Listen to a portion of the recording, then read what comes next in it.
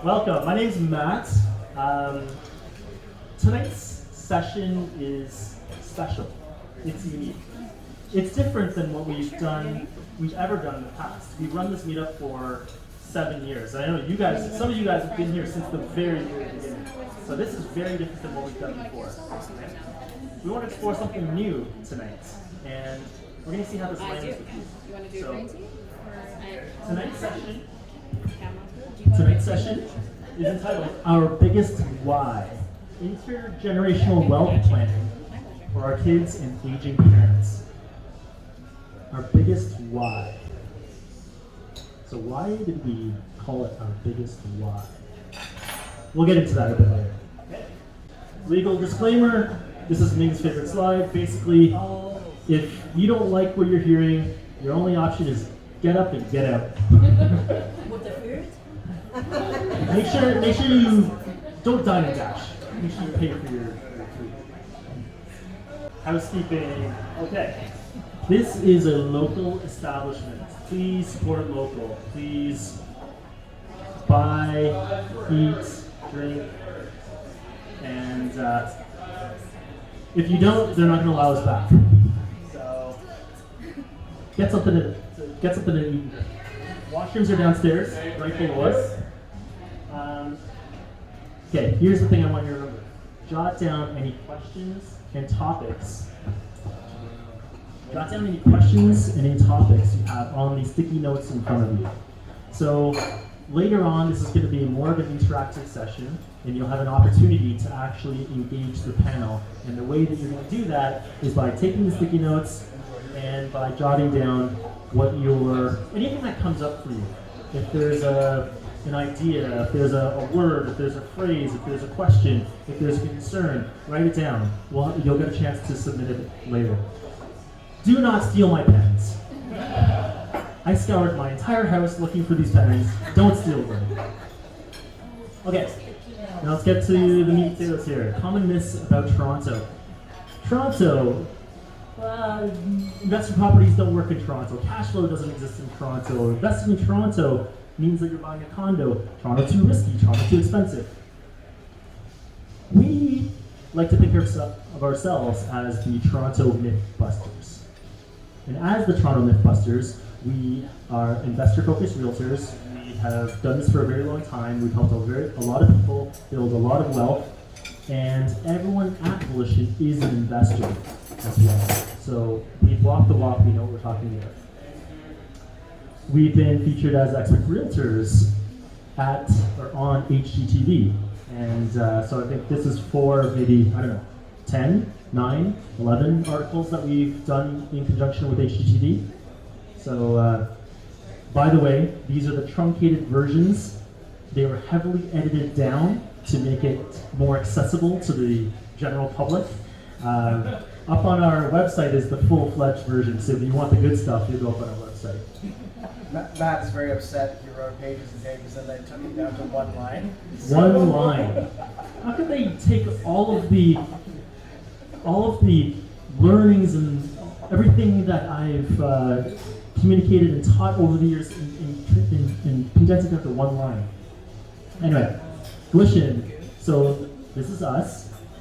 Volition, we are a real estate investment advisory and realty firm. So what does that actually mean? We have an advisory arm where we coach, mentor, teach, and consult. We help people build their real estate plans. We help them understand the business model. Then they get punted over to realty. Realty is what you're probably familiar with. Investor realtors, helping you find that investment property that helps you execute on that business model.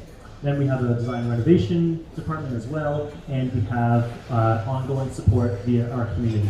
If you're a client of ours, you'll know that you're probably part of our inner circle, for example. This is also part of our community.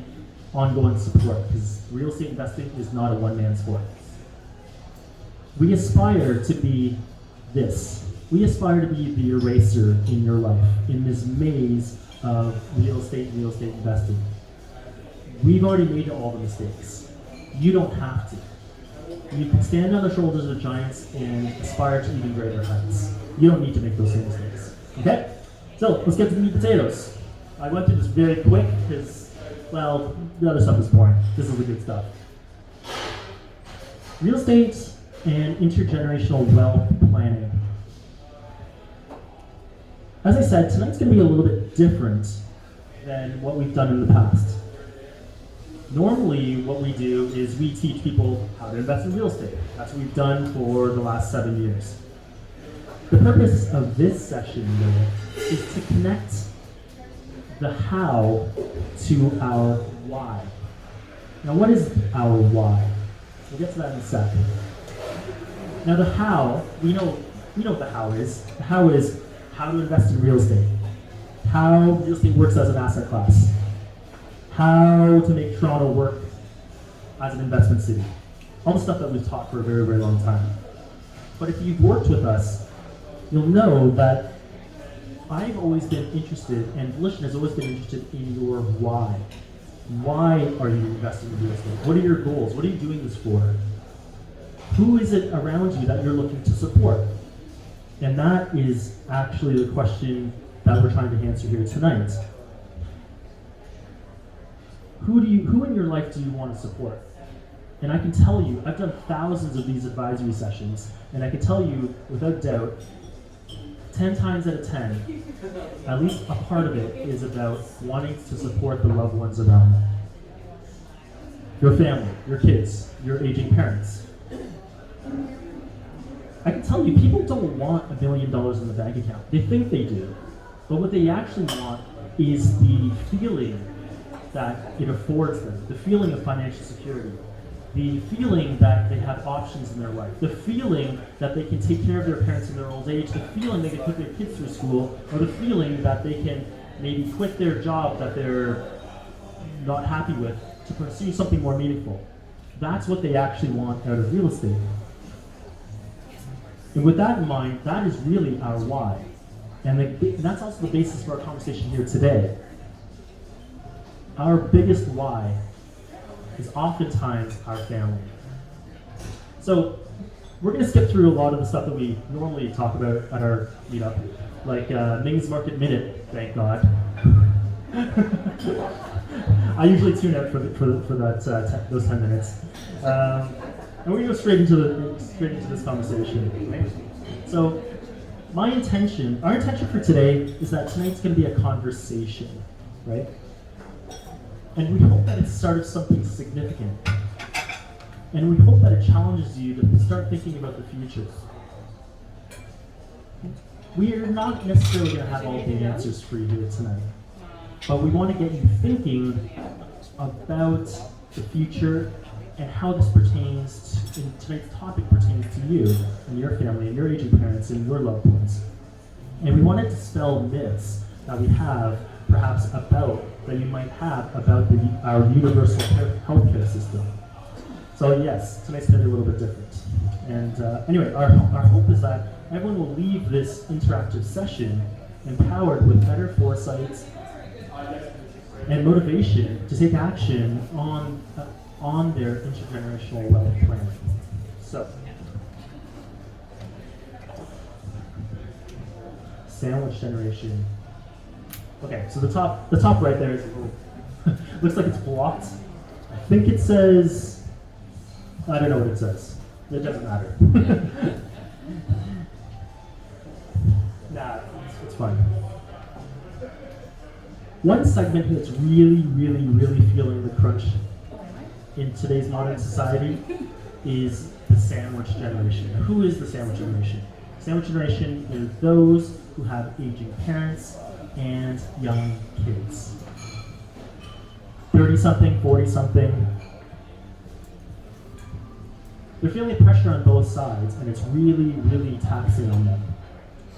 People are living longer, boomers are living longer. Toronto has a high cost of living.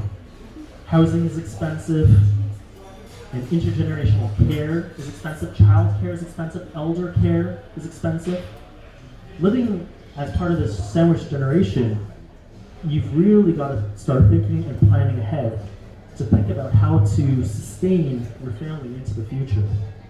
Now, show of hands, who feels like they're feeling that pressure from both sides? Who's part of that sandwich generation? Now, who thinks about what to do about their aging parents or aging grandparents and how they're going to care for them into their old age? But what this demonstrates is that even those of us who are educated, who are employed, stable incomes, accumulated assets, this demonstrates that even with wealth and having planned for your financial future, you're not insulated from these challenges. And so this kind of leads me to the right side there, the bank of mom and dad. Part of the reason that people in this age bracket turn to the bank of mom and dad is because these aging boomers, the aging baby boomers, are often the key. Specifically, unlocking the equity in their homes that they bought 40 years ago for $40,000. That's probably worth $1.5 million now. That's fully paid off.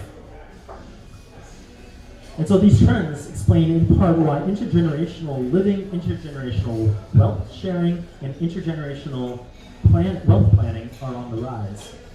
And that's why it's imperative to start thinking about the intergenerational wealth planning, and that's what the focus of our panel is going to be here today. So on that front, we've invited a Volition client here today, Kesari, welcome, to talk about how she, being part of this sandwich generation, leveraged a combination of real estate and private wealth management to provide the best housing and care options for her parents, both living with dementia.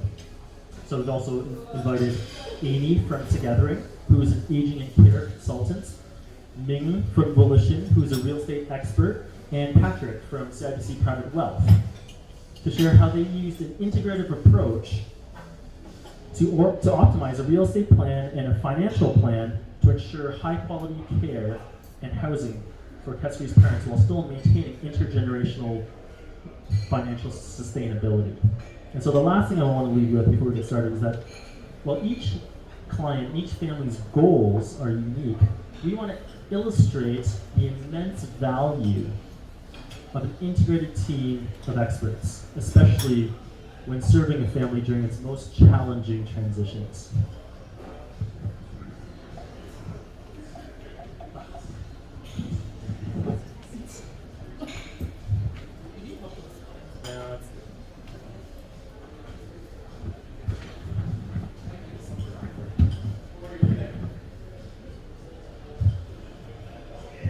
So, some questions that will be keeping you up at night.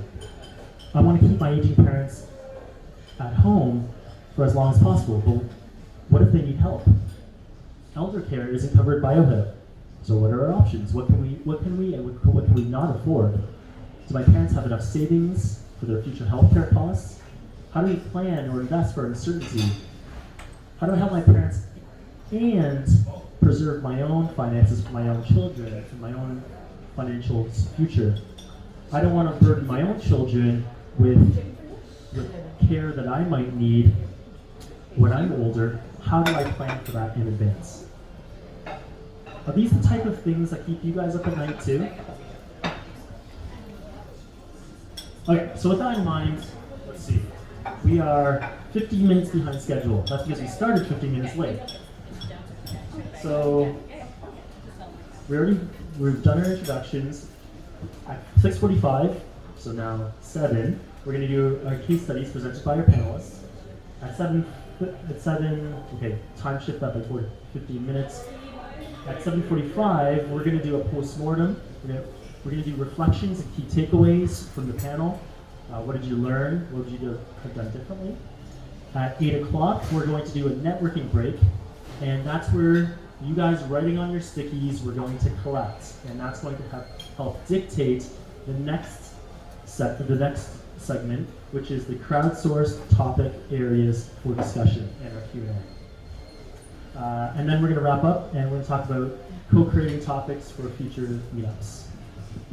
Any questions? All good? All right. So our panelists for today.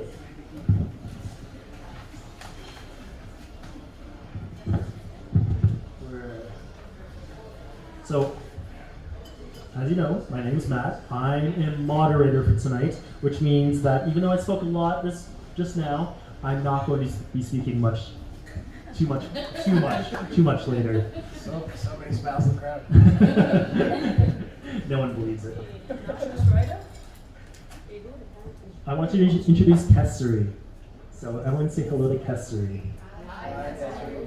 Kessari is a mother, wife, sister, caregiver to her aging parents, and a healthcare professional with over 25 years of experience.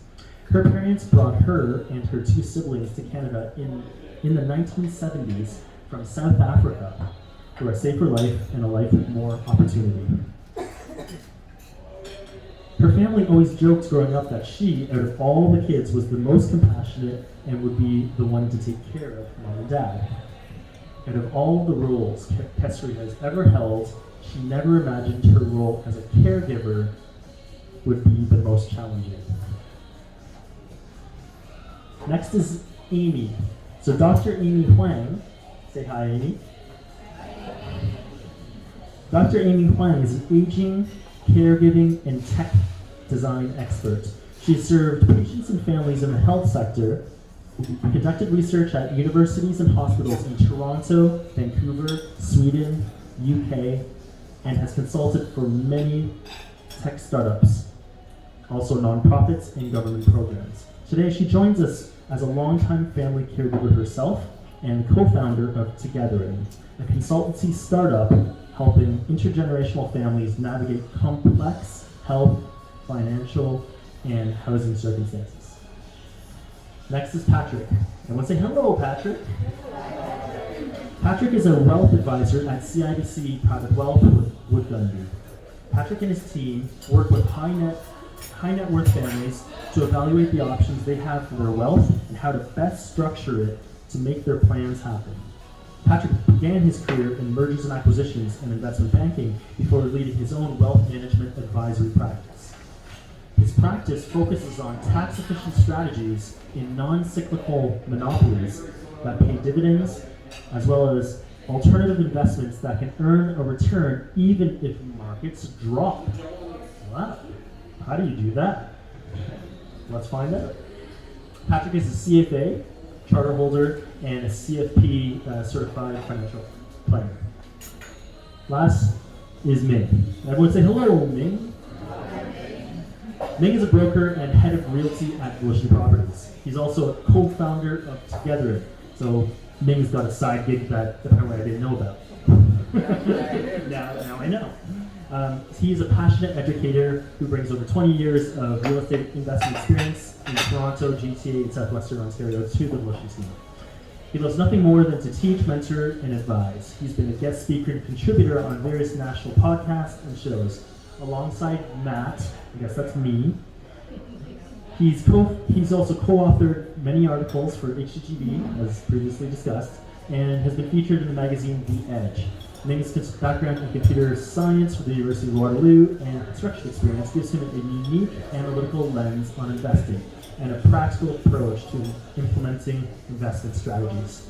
So, without further ado, let's get started. So, Kessari, you want to get a microphone?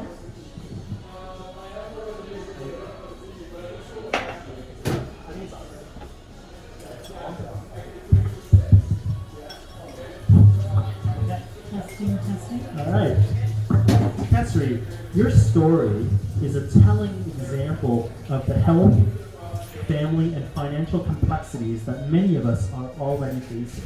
More specifically, can you start us off by telling us about the situation you found yourself in with your parents' health, and how that triggered a web of housing, care, and financial decisions that your family had to make? Loaded question, right? It is a loaded question. I think, thanks for having me, and by the show of hands tonight around your question about who's in the sandwich generation, I think many people might connect with what I'm about to talk about in different ways. So it may not be new, but this is sort of a little bit of my story, and I don't think I can answer that question without telling you a little bit about who my parents were. Can you hear? Is that better? Okay, perfect. Okay. So, my mother is 81 years old. My father is 86. They have 3 kids and 5 grandchildren. And they're both living with Alzheimer's dementia. That shows up very differently for both of them. They also live with some other chronic diseases. And if you ask them what the most important thing to them in their life, without a doubt, they will say that it's their family. And that's just true to what their values are and what they hold dear all throughout their life. My dad had a grade 8 education, but it was his street smarts and his never quit attitude that really landed him where he wanted to be in his career in the textile industry and in South Africa. And my mom, which is where we're from, my mom was a true, passionate, and actually really true to being a passionate teacher. That's what she was made to do. With the goal to actually leave South Africa in the 1970s because they didn't want to bring us up under oppression and in apartheid, my father secured a job in Canada. And a job actually he wasn't qualified for, to be honest, but he did it. And he brought my mom, myself, my brother, and my sister here in 1974. And as immigrants to this country in the 1970s, we each had our own unique stories, as all immigrants do, and challenges and successes as well. But that's for another time, right? Not this conversation. My mother's teaching credentials as a teacher in South Africa didn't uphold here in Canada and Ontario. So when she tried to get a job, she was told she had to go back to school full time and start from scratch with an undergraduate degree. And she couldn't do that with 3 kids, so she went and got a retail job, and for many years just had to put food on the table and bring us up in that way. But she did decide to go back to school part-time because she really, truly wanted to teach. And so she plugged away over the years at another education. But in that time, she also was looking, and she landed a job eventually, after 13 years, in a private school. And so she was extremely excited about that she was back to teaching. But here was the kicker that made a big impact in the current situation, is that she took a job that didn't give her pension. And so the passion for teaching overtook the look at the future in terms of what was happening. So the only financial planning my parents really did back then was making sure that they were going to own a house. That's what they really wanted. And I can remember my mom tutoring in the evenings on the side, trying to pack away money into RSPs. That was her way of sort of looking to the future. And when they reached their retirement age, she convinced my dad to sell their house and buy a condo so that they could downsize and potentially enjoy some traveling if they could. So they bought a condo, and a few years later, after buying that condo, they were actually mortgage-free, paying just their condo fees every month, and they began living their life strictly through their Canadian pension and their Ontario pension, and that was it. So living in their condo and traveling occasionally, in terms of was their long-term plan for aging. And they tell me, I will either die in my condo, I'm just going to drop dead because there's not going to be any kind of aging happening, or ship me to a nursing home because we live in Canada and healthcare is free. There was no in between for them. That's truly how they thought that things were going to plan out. And so they had a zest for life. They were the most social couple I've ever seen. Loved dancing, entertaining, cooking, being with their family, and really, really enjoying life in that way, and seeing their friends all the time. So, they were very clear that they didn't want their kids to be taking them into their home as they aged. They wanted to be living independently. They didn't want to be a burden, and that was pretty clear very early on. But they also, I think, in my opinion, had a bit of a distorted view of what aging would be like. And they were truly not prepared for what was actually coming. Other than my mother living with diabetes and my dad with some minor health conditions, they were healthy and strong and active, and no major events with the health system. But in around 2018, 2019, something started to happen with my father's memory and getting worse. And my mom was becoming more withdrawn, and these signs were coming, and we actually didn't really recognize them all too well. My sister and I also discovered that they were victims of fraud as older adults, and lost over $200,000, and all of a sudden had a home equity line of credit after being mortgage free and having no debt. So we also discovered months of medication not taken, food preparation became a problem, planning for healthcare was not there. The condo was not looking in the greatest shape anymore, although they would tell you everything was under control and was not a problem. And follow-up with their doctors was sliding. And my mom was becoming more and more withdrawn, and all she was really wanting to do was sleep. And this was now creeping into COVID, so you can imagine the isolation that can actually move this along quite quickly. So it became clear that taking over their finances and managing their health was needed. And they trusted me earlier on, and Matt said they decided years ago that if whoever's going to take care of them was going to be me. So we did get a lawyer involved, and I can say that that transition to being their power of attorney for both their health and their finances was smooth, because they had that trust. And I know that doesn't always happen in a lot of families in terms of that. But they were also both diagnosed with Alzheimer's dementia at this time, and was confirmed. My father was physically active, and he started taking over, trying to take care of my mom, preparing meals and laundry, things he never did before. But that was actually pretty good for his dementia to have, some structure in his life. But despite him trying, bless his heart, things were getting tougher. And I had to actually step in on a day-to-day basis for the basics of food preparation, and being safe on a day-to-day basis. And that was hard, making sure that they were taking their medications and actually had food prepared and for them all the time. I was also the source of dealing with anxiety and stress and emotions on my father's side with respect to what was going on. I would tell my husband that it was like trying to take care of two kids at a distance, living in a different home, and we were constantly worried all the time about whether they were going to be safe or not. For me, I was struggling with trying to manage. I had to have a good career, and moving that forward, and taking care of my own family. And so I'm blessed to have a husband that's very supportive and understands, and was doing everything he could to make sure things were taken care of at home. But he was also living with his own chronic disease, as well as taking care of his mother, who was in a long-term care home, living with MS for a long time. So we were getting it at both sides. My son was also dealing, as every kid was dealing with through COVID, of isolation and working from home and all of the impact of isolation. And we decided that we were going to actually more isolate ourselves to keep my parents safe, especially in the beginning parts of COVID. So you can sort of see how all of this was really ramping up. But during this time, I knew something had to change. I was trying to understand elder care, community care, what the care options were, and trying to figure out and navigate their financial situation, because I didn't know what was going on. How much money did they actually have? And I knew something had to change, but I felt lost. And the trips to the emergency room started happening and increasing as well. And so these were all signs of really trying to figure something out.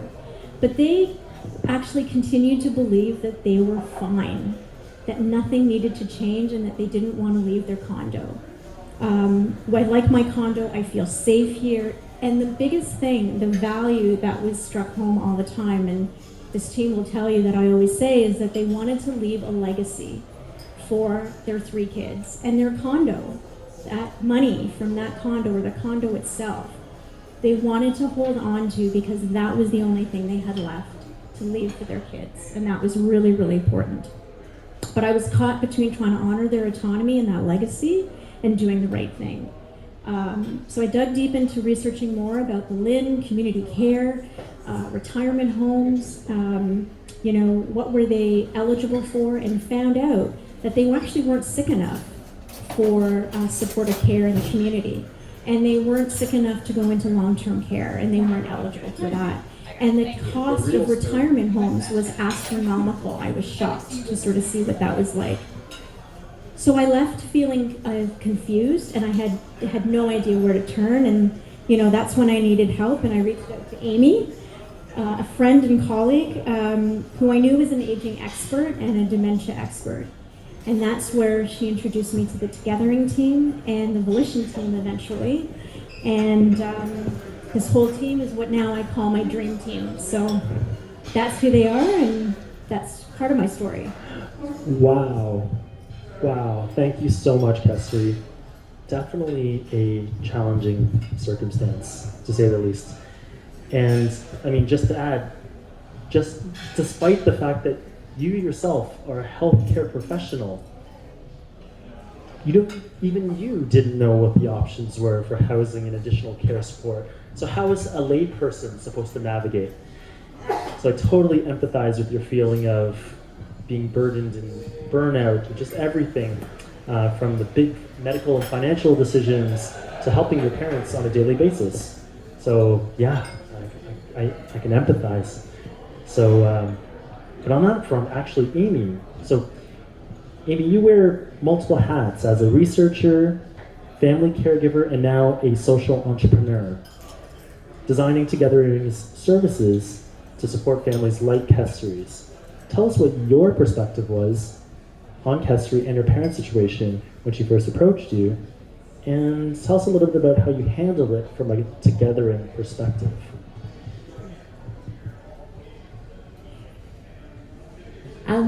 So I want to say that situations like Kestri's are exactly why Ming and I and our two other partners created Togethering, because families like Kestri really do feel lost. They don't know what they don't know, even with her 2 decades of healthcare experience. And really, there's a gap because even if you go to a hospital and speak to the very best of clinicians, they are really disconnected with what's happening in the housing sector, and they're quite disconnected with any financial planning that is needed to fund these different options that unfortunately are really not part of our universal healthcare system.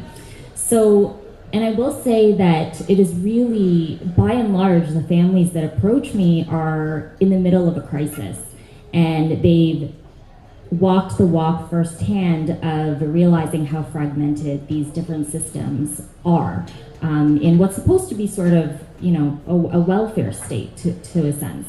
So the different hats I wear, I do what I do because I experienced this from a younger age as a family caregiver.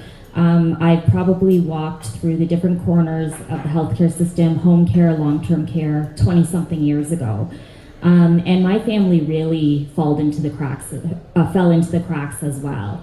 I think the biggest misconception, and I think Kestri spoke to it, is that healthcare in Canada is free until you kick the bucket. And it is and it isn't. In this case, and increasingly so, I think it is not, simply because there's so much pressure on our system. I think part of it is because, and I know part of it is because people are living far longer than they expected now, thanks to modern medicine. But what comes with that is few actually plan how they're going to manage their later years. And as Kestri said, you save for things like retirement, to travel, and your bucket list. But beyond that, then what happens? And people often have no concept or grasp of really what can happen. So I think when I get to wear my research hat, I get to zoom out and really see sort of the big picture in terms of how things are today and really what things should be like or could be like in the future. But from a Togethering standpoint, when I talk to people like Kestri and families, I really try to zoom in terms of wearing my family caregiver hat. And the biggest question I ask is what is at stake for everybody in her mix, everybody in what I call her circle of care. And so really through a one-on-one session, and I also draw in a nurse practitioner who focuses on geriatrics and a caregiving expert, we sort of assess, well, what's at stake here? So 2 parents with dementia. For her father, what's at stake is his cognition. So in terms of dementia research, what we know is that the things that are good for brain health are also very good for cognition, and even people with dementia can benefit from slowing the progression through staying active physically, mentally, cognitively, and socially. And so, her father was really working on, developing these familiar routines, which is very helpful when someone has dementia, because in a way you're sort of imprinting these routines so that you can continue managing day to day. So he wanted a situation that would allow him to do that. Her mother, as she said, was a very different story, starting to be socially withdrawn. And it really sounded to me like, there might be a mental health aspect at play. We talked a little bit about, a possibility of medications, which I realized there was a lot of kind of resistance toward. Mental health has that kind of stigma around it. And I think that really, from a human perspective, it was having something to look forward to. She described her mom being very social and now really being isolated at home. She really had no opportunity to exercise her brain and really prevent the frailty that was really progressing. And I think for Kesri and her sister and her brother, but Kesri especially, bearing the responsibility of being power of attorney, she really needed options and information, and really that peace of mind. And really what stands out to me and how we really relate is that she was really burning out, and I could tell in those first conversations.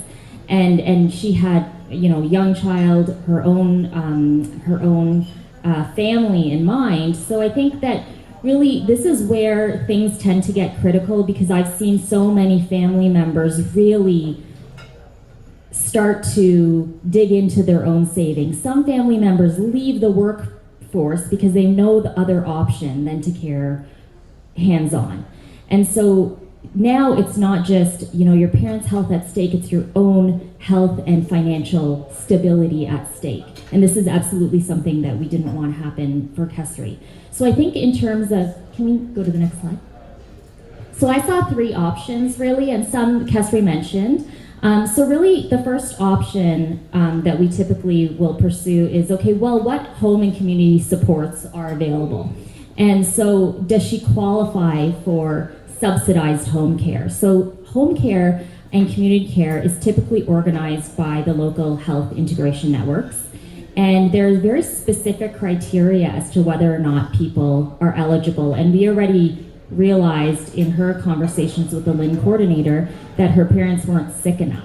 And generally what they're looking for is, do you need help with dressing, bathing, or food preparation? And if you got that, there's not a whole lot they can give you in terms of personal support. And I think it was in-home physio that was the only thing that they were able to offer her. Secondly, the question would have been, can you afford private care? And this is why a lot of families will turn to private care, be it through word of mouth, hiring a private care aide, or going through a care agency like Bayshore or Circle of Care.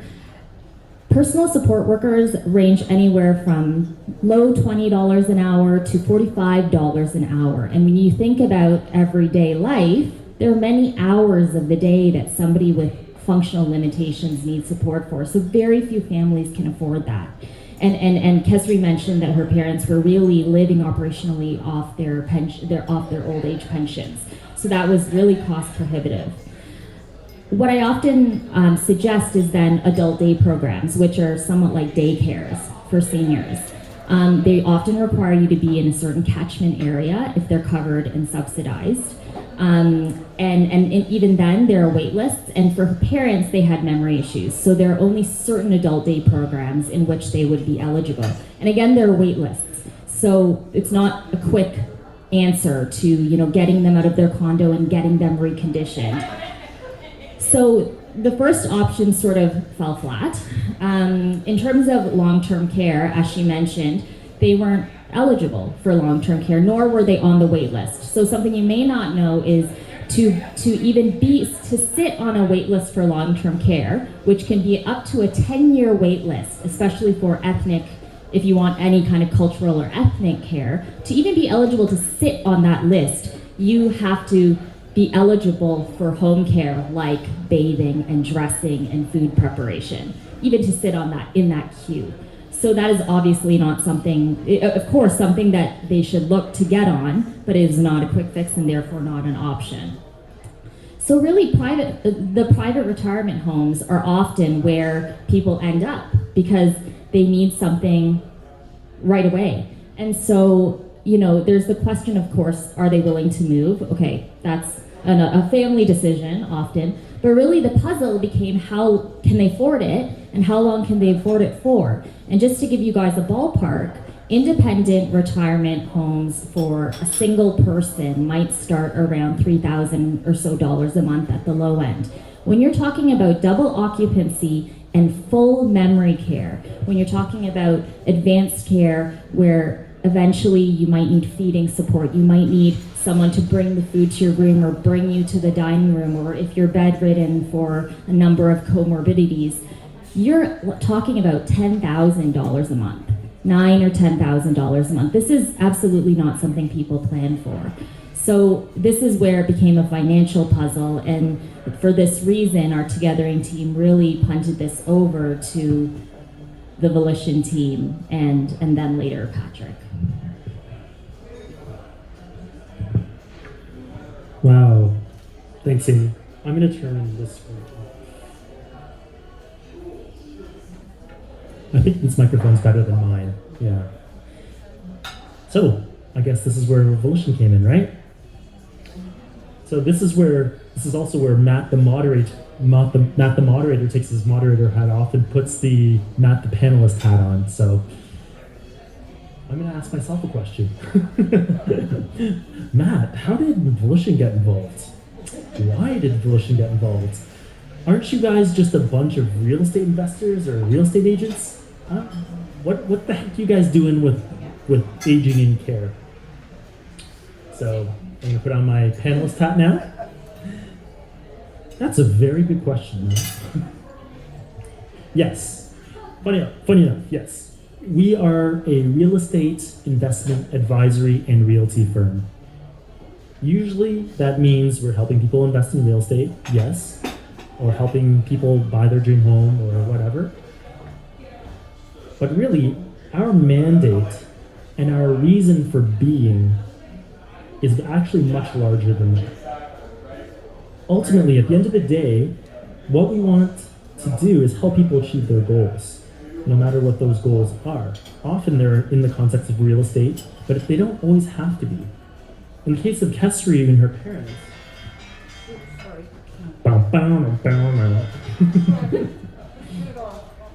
in the case of Kesri and her parents, it was more about understanding how the existing assets, perhaps the condo, could potentially play a role in helping her parents live the rest of their days comfortably.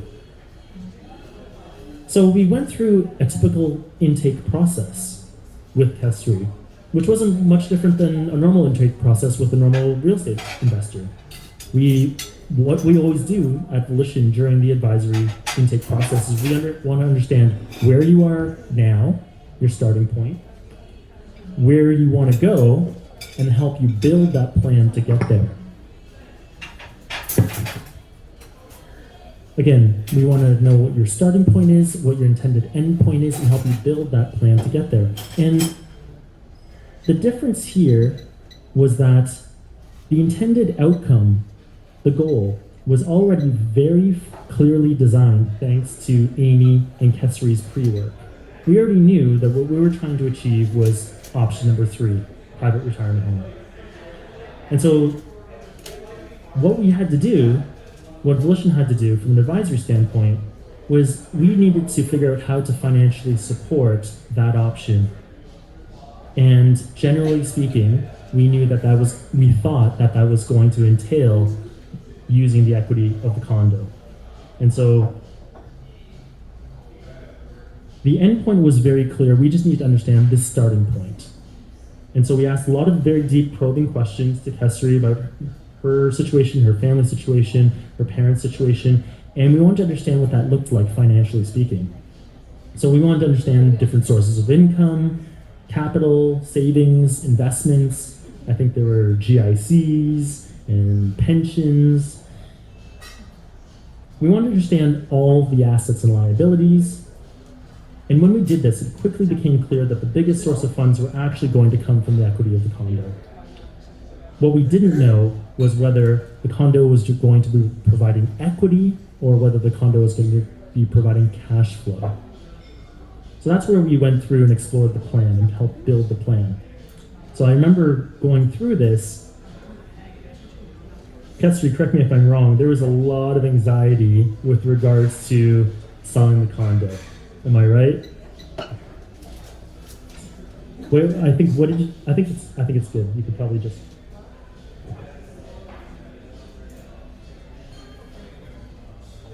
A lot of anxiety on my part, for sure. But also, the thought of bringing that up to my parents was a whole different sort of story. A lot of resistance, if I recall correctly. A lot of resistance. And from my perspective, I thought, if we sell this condo, that's it. Like, I think the decision making around that, I would have sleepless nights of picturing literally, this is true, picturing my parents on the street, because what if this goes sideways? What if this doesn't work? So the anxiety around that decision was hard. It was a big decision. Yeah. And so, which is why we had to help her model out several scenarios. So we assessed it. We enumerated a bunch of options, 4 different options, and we explored them with Kestri. And so we'll go through them quickly. Number 1 was rent. So we thought, okay, maybe what happens if we were to rent this condo out? How much did it cost again? What did we say? Anywhere from $5,000 to $10,000. What was the actual number that was the output of option number 3 in terms of the number we had to financially support? I think that was how much, Kestri? For a monthly fee? Monthly fee at the yeah, around $7,500. $7,500 a month, and I don't think your condo was going to rent for $7,500 a month, right? No. It wasn't in Yorkville, was it? Okay. No. Okay. So no, I don't think it was going to rent for $7,500 a month.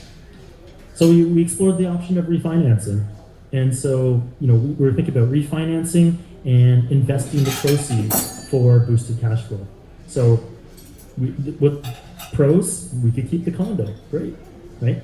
Refinance it, use the equity takeout to pay for care. Sorry, I'm getting feedback. Problem number 1, they were retired, couldn't qualify for anything substantial. You need income. I mean, you guys are all real estate investors, you know this. You need income in order to qualify for a mortgage. That wasn't going to happen. That's problem number 1. Number 2, they would, even if they could, they would have to debt service the loan, which eats directly into the cash flow. That doesn't solve the problem. And by the way, this whole boosted cash flow thing, you'll have to wait for Patrick's segment to talk about how to boost cash flow through an equity takeout. We quickly discussed a reverse mortgage. And this is not something that's very common here in Canada. It's actually got quite a bad rep because of its counterpart in the States. Reverse mortgages in the States have a bad rep. In Canada, they operate a little bit differently, and actually they provide a very huge opportunity when used correctly. I won't get into the specifics, but essentially what a reverse mortgage means is that, are you 65? Yes? Great. Do you have equity in the home? Yes? Okay, great. You qualify. That's it. Are you 65? Do you have equity? And what you can do is you can qualify for a mortgage. You don't even need to qualify. There's no qualifications. There's no GDS ratio, no TDS ratio. There's nothing. There's no underwriting. You literally just need to have equity and be 65. And you can access 50% loan to value out of your property. And here's the kicker. You don't have to debt service it. There's no monthly mortgage. All the interest is accrued until the very end. Anyway, I'm not going to go too deep into reverse mortgage, but we thought, hey, that sounds like a pretty good option. The problem was, even if we accessed 50% loan to value of the equity of the condo, it was not going to be enough equity that we could even hand over to Patrick over at Private Wealth to invest in order to cover the costs of the private retirement home. So that ended up not becoming an option either, which led us to the final option, which was sale. Sale unlocked the maximum amount of equity. It wasn't as per her parents' wishes, unfortunately. So it was met with a lot of resistance, but it was clearly the most prudent financial option. Right? So we modeled that option. And you can't really see this. You don't have to. You don't have to look at all the details. I know this must be like size 6 font or something. The point being is that we modeled for Volition, Volition's advisory services modeled from a very high level the estimated net proceeds from a condo sale, and together with other sources of income, old age security, pensions, incomes from when GICs were coming to maturity, all these different things. And we modeled this from a very high level to get to a certain answer, and that answer was, how long do we have? At $7,500 a month, that was the starting point, $7,500 a month, and that could have escalated, I understand, right? Depending on if they needed additional care, memory care, and all these other tack-on services. But we'll start with $7,500 a month. How long would that last? So there's a couple different ways you could model this. You could take all that money, this net proceeds of the sale of the condo, stick it under your mattress, and just pull it out as you need it, as you need to pay for stuff. Or we could be a little more prudent with it. We could try to invest it. But as we already talked about, this is it. This is all the money that they have in the world. So investing, we can't do that. Like the risk tolerance was very, very low here. So we had to do this in a very prudent way. But I'm not a financial planner. I'm a real estate guy. What the heck am I doing modeling all this financial stuff out? What I wanted to do at the very least was understand whether this is feasible at least from a very high level. And once we did that, I think the output of that was generally yes. The answer was yes. We thought that there would be enough equity from the proceeds of the sale of the condo to sustain her parents for 155 months if it were invested at a 4% return, 212 months at an 8% return, or 296 months at a 10% return. I just chose random returns out of thin air, right? I'm not a finance guy, I don't know. So that's where I had to enlist real help, an expert. And so that's, I believe, when I engaged Patrick. But from a high level, once we had the high level feasibility study done to at least demonstrate that this could be a feasible option, we took this, so I think I took this back to Amy, and we presented this back to Kesri. And I think you needed some time to still process it. Is that right, Kesri? Lots of processing for sure, and I'd have to say, I actually thought, Matt, you were a financial planner. I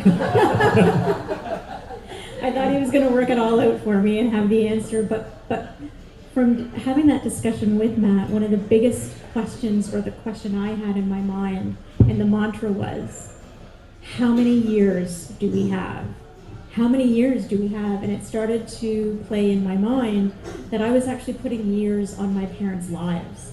And that was a really hard place to be in the middle of this, but I had to take that emotional piece away and really fit into the reality of that question. And so when Matt was talking about months and years and that was staying in my mind. And so my question when Patrick came along was, give me the magic number, Patrick. That's what I really needed to know.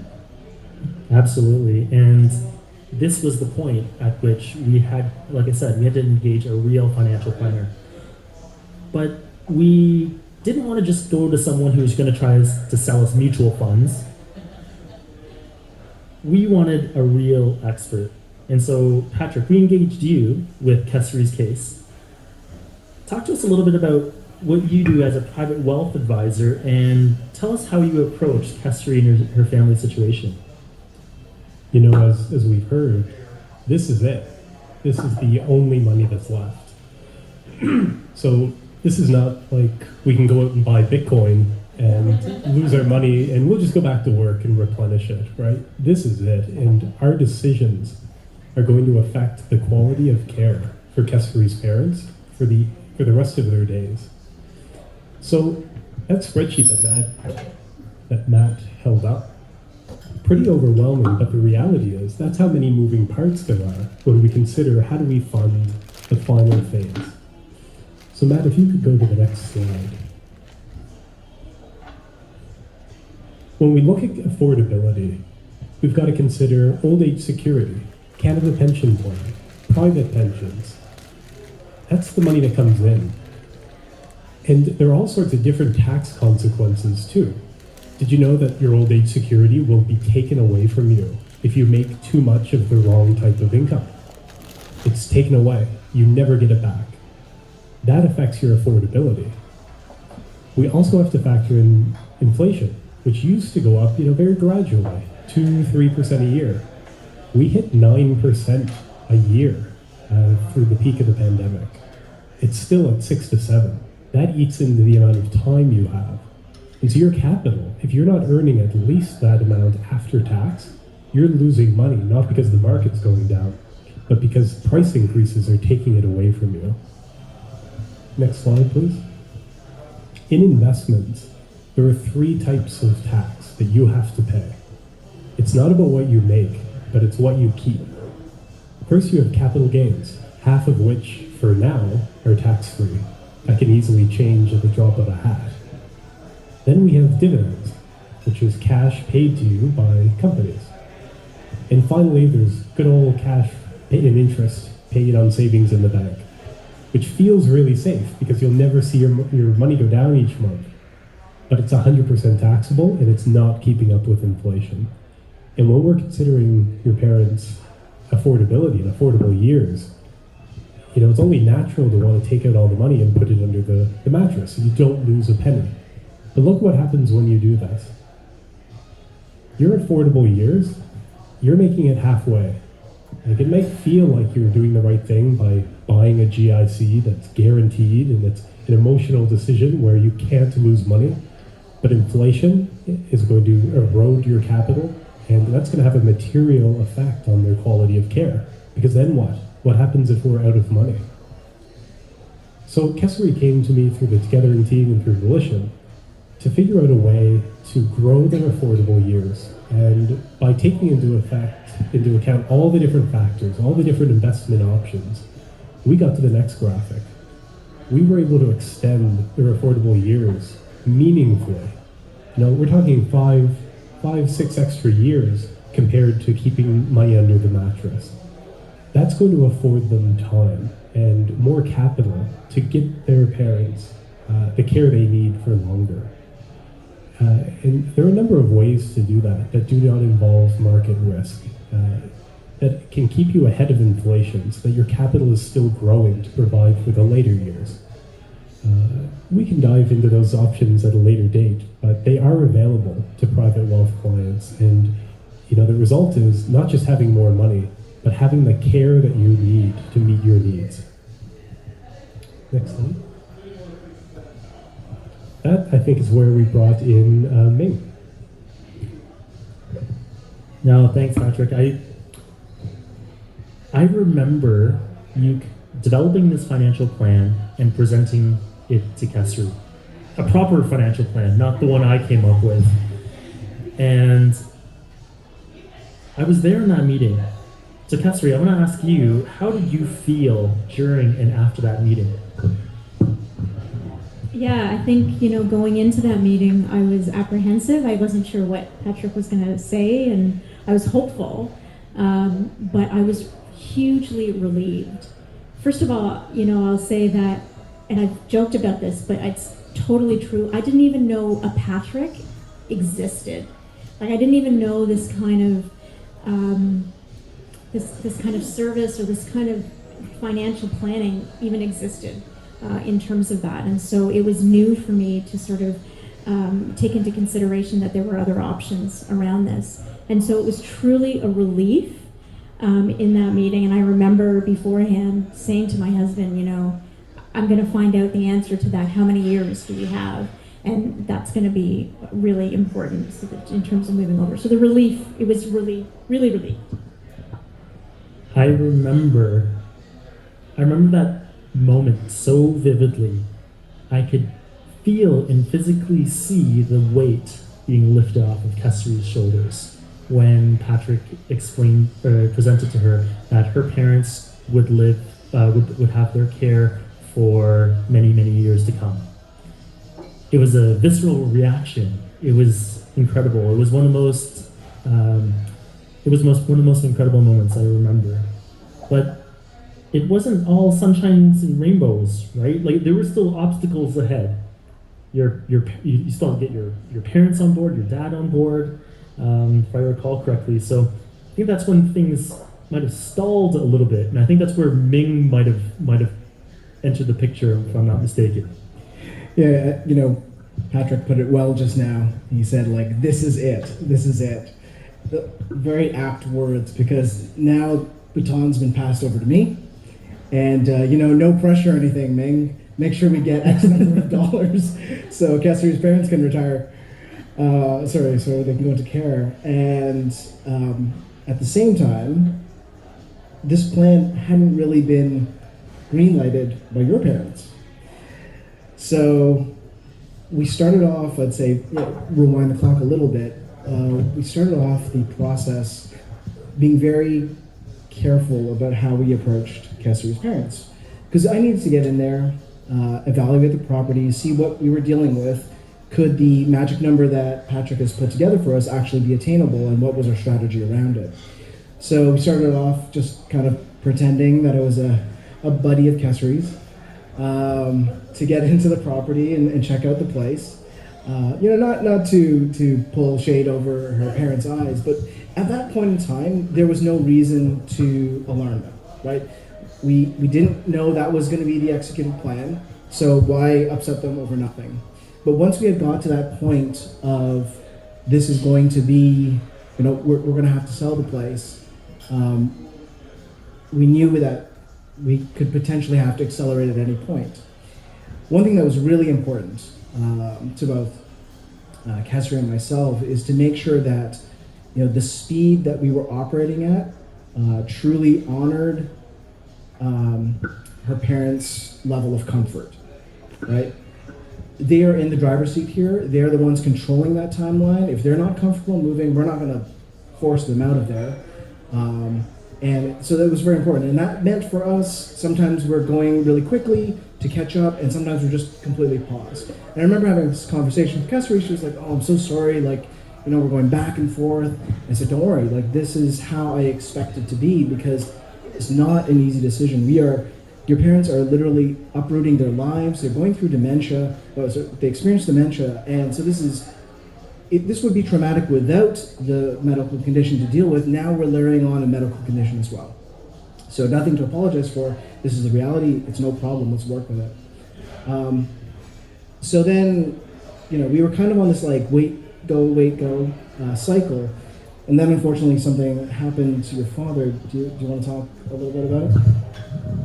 Yeah, so there was quite a few things happening, and you can imagine the back and forth in terms of that. And I actually remember the day, Ming, you came and we had that visit, and my father said afterwards, like it wasn't covert, but he knew you were a real estate agent.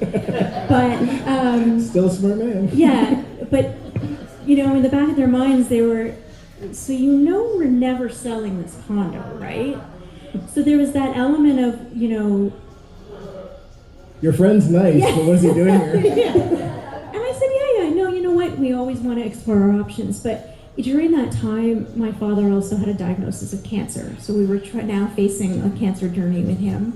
The safety in a condo was also really important. And what had happened that really put things forward, motion, was that they were in a community where he could walk to the grocery store, to the bank, right from where his condo was. So that was the benefit of that. But one day, and living in a very safe neighborhood, one day walking home got mugged and got attacked.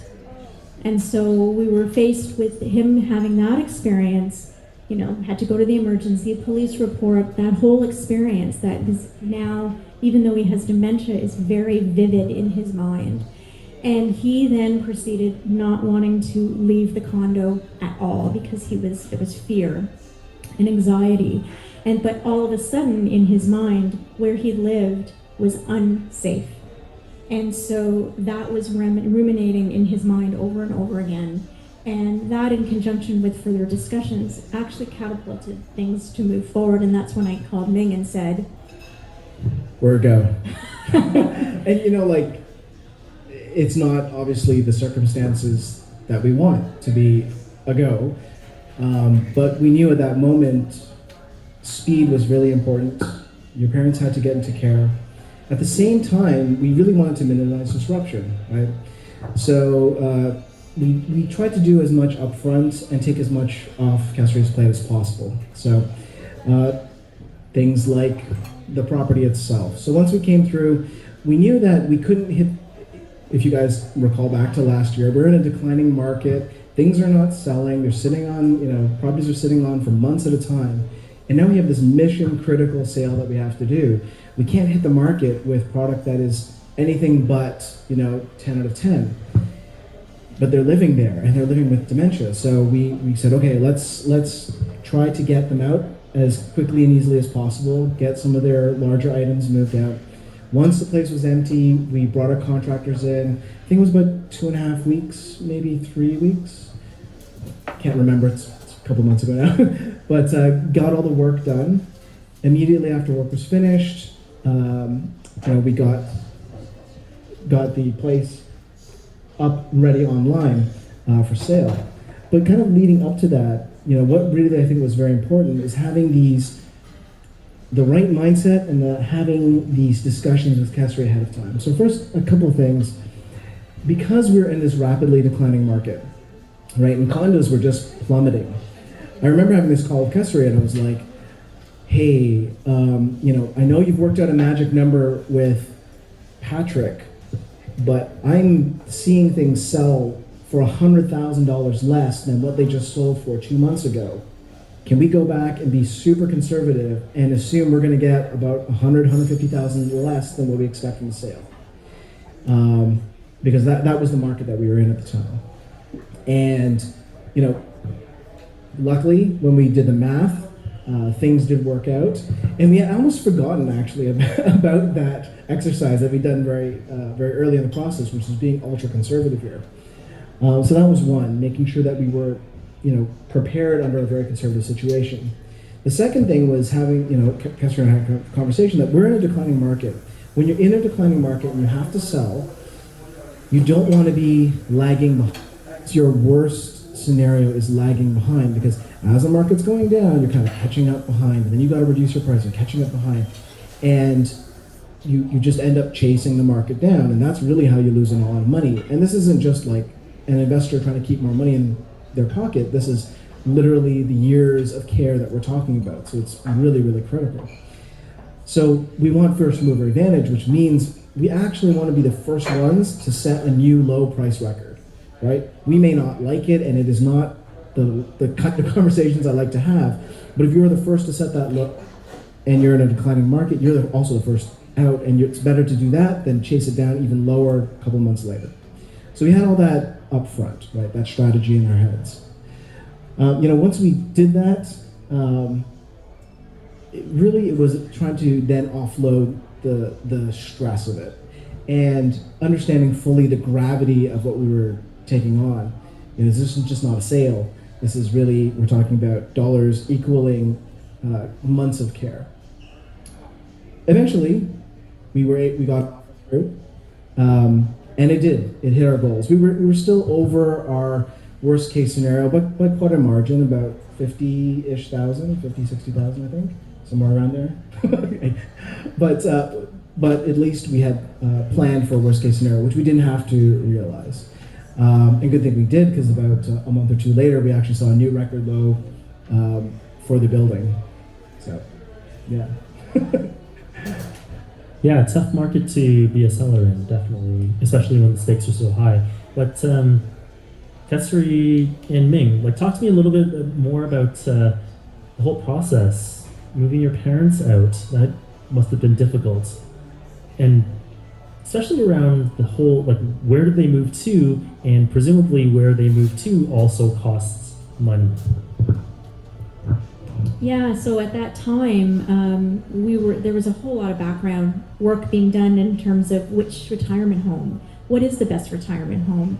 You know, are you going to move your parents into a place that really is going to be their home and the people there are going to care for them in a way? So that's a whole other topic, I think, of researching that. But we did find one that was the place that we wanted to be. And at that time, why the timing was so important is that they had a spot for us, and often these places have wait lists as well.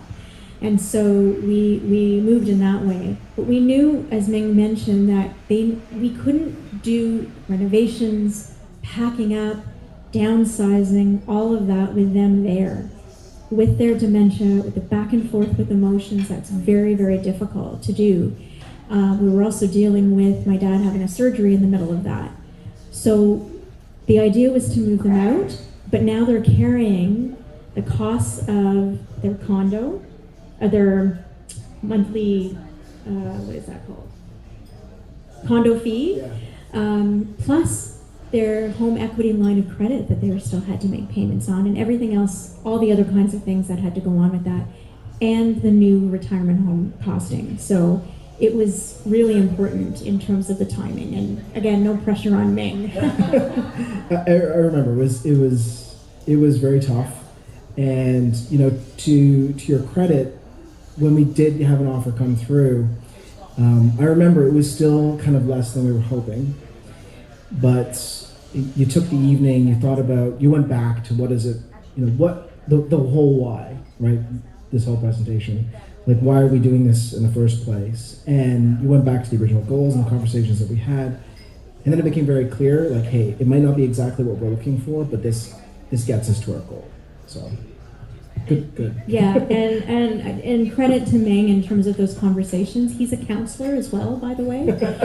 So that's really helpful to sort of have, you know, going through that with somebody that understands it in that way. So that's really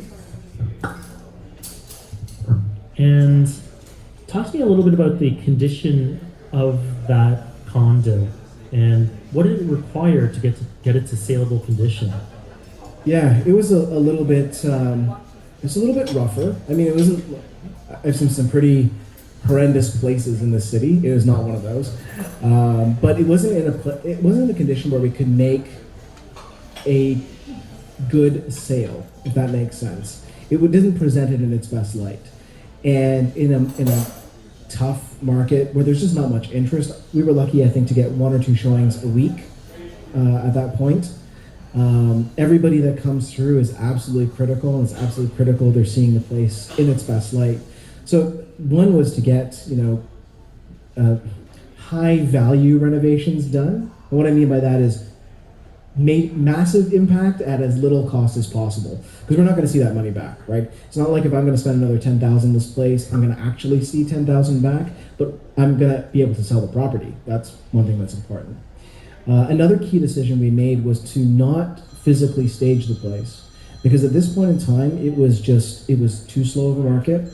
And you know, typically in our contracts, we're happy to cover the first month or so of staging costs, but beyond that, and that's what we were likely looking at. You know, it can get very expensive, right? It's a month-by-month fee. And I said to Kessler, I was like, we'll do virtual staging. It gives you and buyers an idea of what the place looks like. We print out all the photos and we post them inside the condo as well, so people can see and get a sense of how space is used. But we were very mindful of that budget, because, you know, more so than anything, every dollar we're spending is impacting her parents' care. So we're very, very careful with how we were utilizing Kessler's funds. And correct me if I'm wrong, we also had pledged these funds to be in her bank account over to Patrick for investing purposes by a certain date too, right? Because Kessler's parents had already moved into the new place. They're already they're already paying the $7,500 plus carrying the condo, plus servicing the HELOC, plus paying for repairs. Very tough situation. So we were up against the clock, right? And yeah, so I think there was quite a bit going on. So Kasri, I just want to. We've been through the entire panel now, and what I want to do is just turn back to you and just say, it must have been really hard to have to shoulder this burden alone for so long. And unfortunately, there's probably many people out there in very similar situations, which is why we're trying to shed some light on this situation faced by the sandwich generation. So this is why I think together in Volition, we're really, really happy to help. And just want to ask you, after all of this, sold the condo, moved your parents into their retirement home, like what was the outcome? And are they settled in? Are they comfortable? How are they feeling now? How are you feeling now? Yeah, for sure. I think, it was a hard transition for them. My sister and I did the move and, tried to make sure that everything was set up for them so that they walked into the place that it looked like their home. It looked familiar, all of those kinds of things. But regardless of that, when you're caring for people with dementia, you just don't know what change can do. And so they've been there now for 6 months, and I would only say maybe in the last month have things started to sort of settle down with respect to that change and transition. The first few months were, when am I going back home, right? I'm living in a vacation place. Where am I? Where is my stuff? The emotions, and particularly for my father, whose anxiety and stress around money and making sure that it's there and we have enough. To this day, I get probably about 7 or 8 calls a day asking, can we afford this? Where's the money? He knows Patrick. He knows Patrick's name, but the reminders of it's okay, everything's settled, everything is okay. But with dementia, that doesn't always sink in, and those anxieties sort of stay there. But they are settling in much better, trying to get involved in all the things that Amy talked about that a retirement home can give you in terms of brain health, and trying to ensure that they're stimulated in certain ways has taken a long time. But the biggest piece, I think, for them is having peace of mind, and that's when I look at this image I was saying to Matt. It's a matter of feeling settled, that they feel safe, that they feel that, he went through a stage where he thought that that's where he got mugged and was very fearful of that, and so trying to work through a lot of things over the last few months with respect to that. But he feels he's in a safe environment. He still stresses about, can we afford it? And that stays in his mind, but he has peace of mind now and can sort of function in that. And now the timing of all of this was perfect because we were on a long journey or cancer treatment. Like, now focus in on that. Did it go? Oh, what was my last sentence? Cancer, yes. We're now on a cancer journey. And being in a place that's supportive with respect to maybe, the supportive care he might need after those treatments. And I'm in a place, actually, and my family are in a place where we can actually now think about what's next for us. And that if anything was going to happen to them, I'm going to get a call from the retirement home, and I don't have to jump every time I hear the phone ring from them. That's incredible. And I think, correct me if I'm wrong, I've heard you refer to Patrick as the most important man in your life now. I think that was in front of her husband. But no, that's incredible. Thank you for sharing your journey with us. We're done the panel portion. We are also half an hour behind schedule. But what I want to do now is I want you guys to write down your thoughts on those sticky notes. How does Kesri's story sit with you? What questions, what concerns come up from you? And how does it make you think about your own journey? We're going to go through a portion now where we're going to go through some key reflections and key learnings in a post-mortem. If, for example, we're going to do this over, if circumstances were a little bit different, if the circumstances were a little bit different, how would things have shaken out? And so with that in mind, please engage by writing down your thoughts, and we're going to collect them at the end of this segment. This is going to be about 15 minutes. Okay, so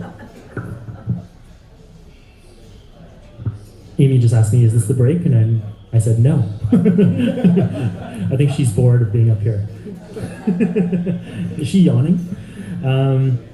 So Kesri, I'm going to start off with you, if that's okay. You said here that everyone on this panel here connected to your story. What does that mean to you? How so? And how would it have been different if you had had individual service providers who weren't necessarily talking to each other? Yeah, I think how you describe it is exactly what it is that everybody here, and they all have teams behind them as well, so I don't want to ignore that as well, because it takes a lot to make this happen, is that they all had a vested interest in what was my family's values and what was important to us. And you can sort of hear that. And it was really the integration of this team, which I call my dream team for a reason, was because they got it.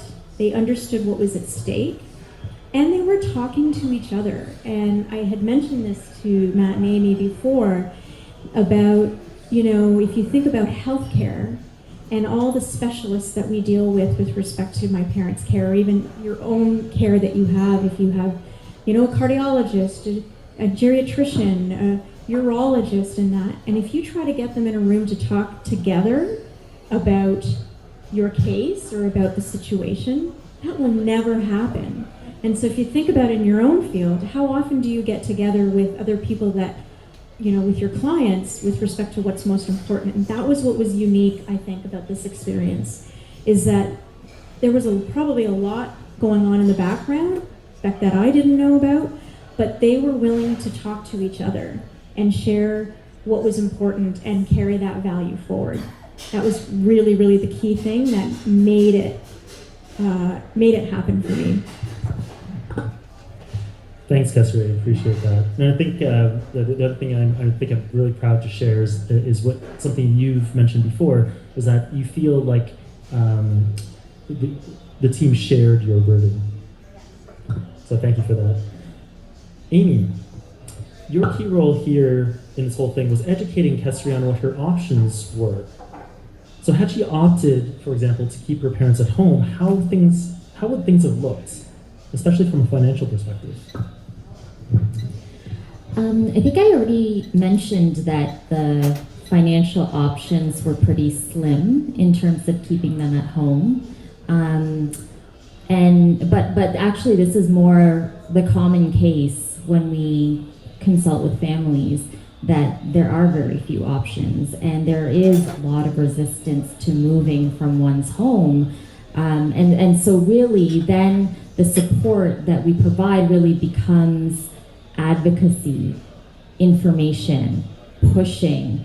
The system is one that is very, very tricky to navigate, even when you have years of experience as a family caregiver, as a healthcare practitioner. And to Kesri's point, I think people really don't talk to one another in a meaningful way. So the burden tends to fall on family members who really come to us completely perplexed at what questions to ask, what they don't know, what services are available and not. And so for someone I was helping just over the past few months, it was really there's no income in addition to old age pension. And so what can we do? And that became a flurry of emails, phone calls, getting on every single wait list for every single adult day program that is in the catchment area or is willing to make an exception for that.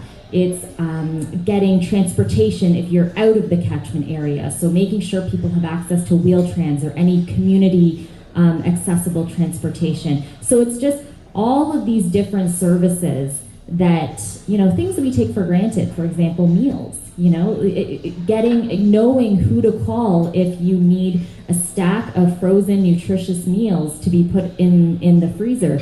These are the services that are truly buried behind pages and pages of web searching. So it's these things that really quite frankly, burn out caregivers, burn out family members, because they don't know what they don't know. And even when you give them the information, oftentimes these are people that are working, they have their own kids, they have their own families, and it's very difficult to navigate the services.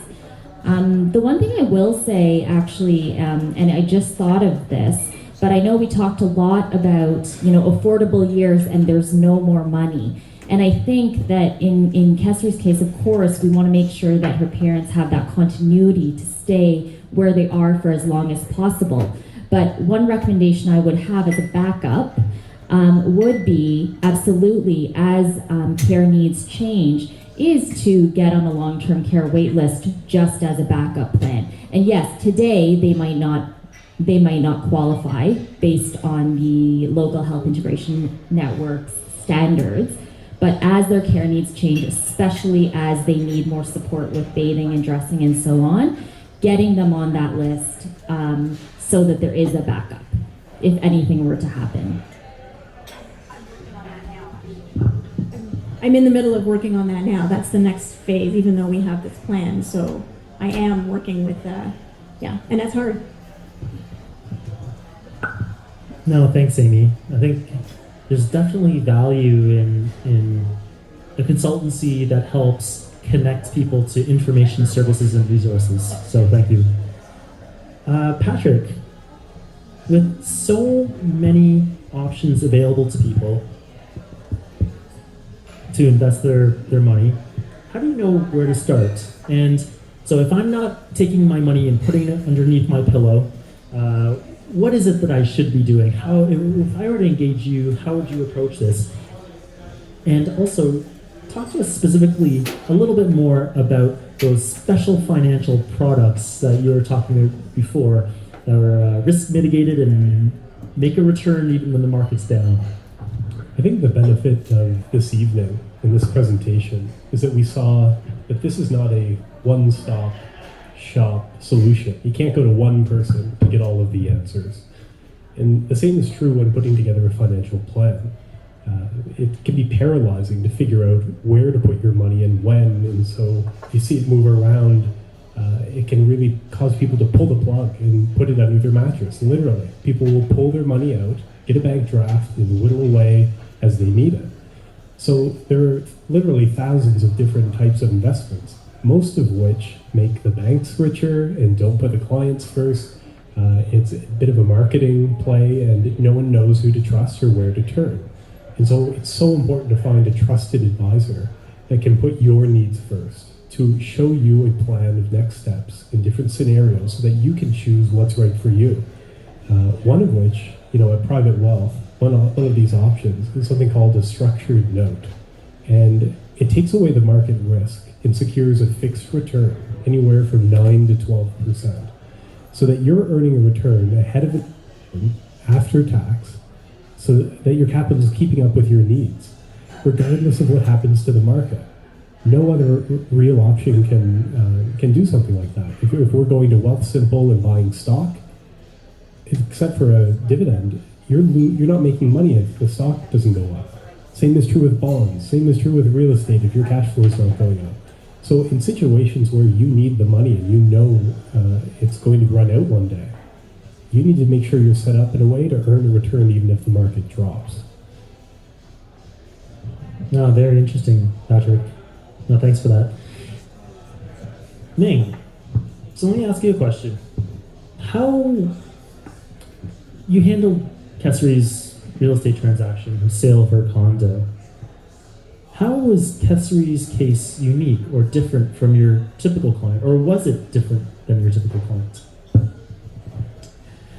That's a good question. In some ways, it is not, because I like to think that every time that we're faced with a real estate transaction, the goals of our client are, front and center, and it's going to change every single time, right?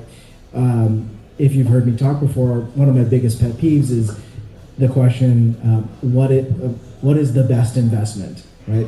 I hate that question because there's no such thing as what is the best investment, right? It is what is the best investment for your situation. You may have different risks, you have different goals, you're coming from different starting points, and the best investment is really going to be tailored to meet your business case and to get you to your goals. So in that sense, Kesri's situation is the same as everybody that we touch, and that we have to have a good understanding of what she's actually trying to achieve. And no pressure to get it, right?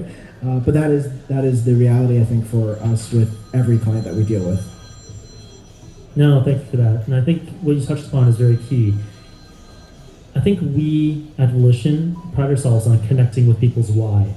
And I think in that case, as special as Kesri's case was, we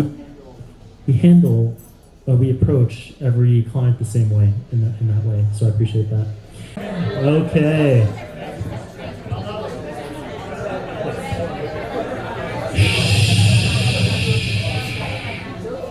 You know what my son's kindergarten teachers do? They sing a song to get people's attention.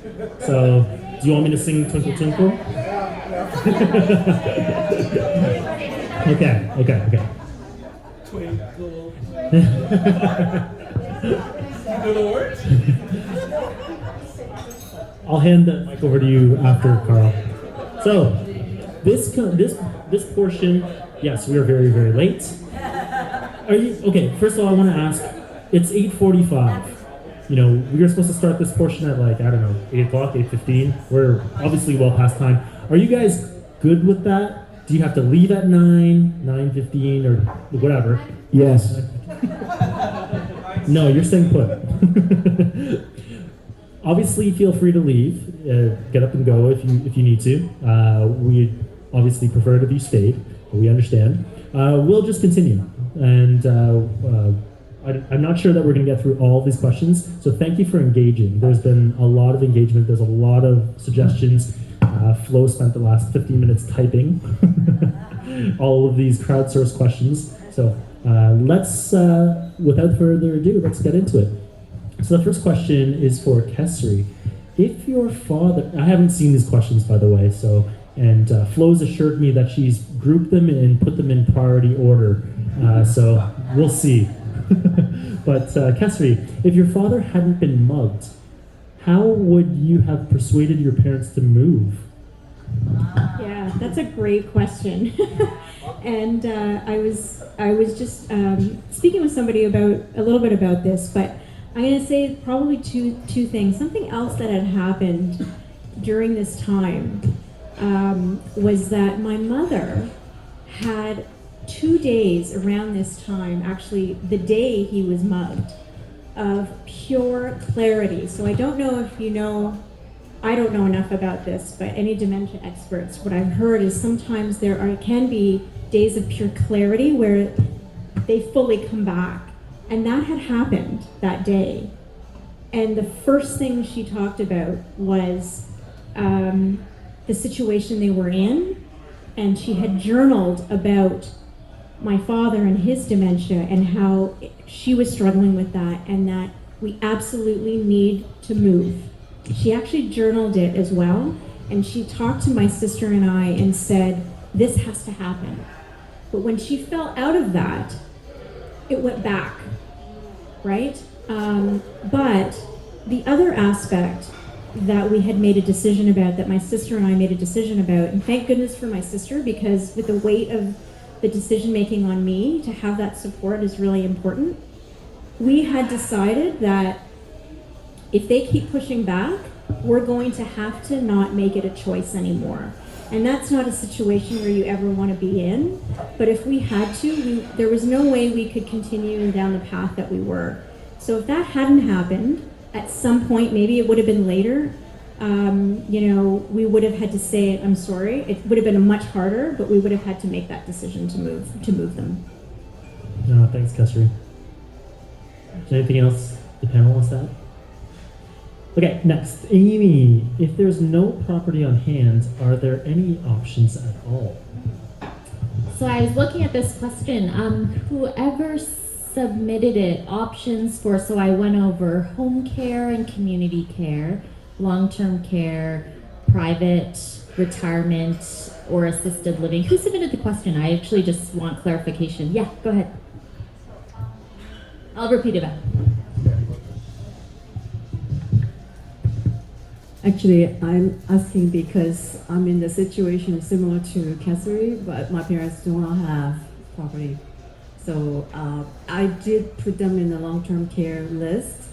My parents did refuse to move for the exact same reason. They don't think that we, as a family, can afford it. I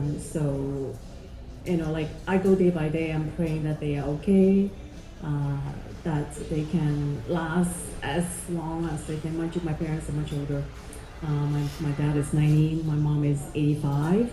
They are still okay, but my dad just had a brain surgery last summer, and that's just like waking up and say, wow, things can just change, within seconds, and it's just like this whole, you will face the same situation, and then, so that's why I'm here. I have myself,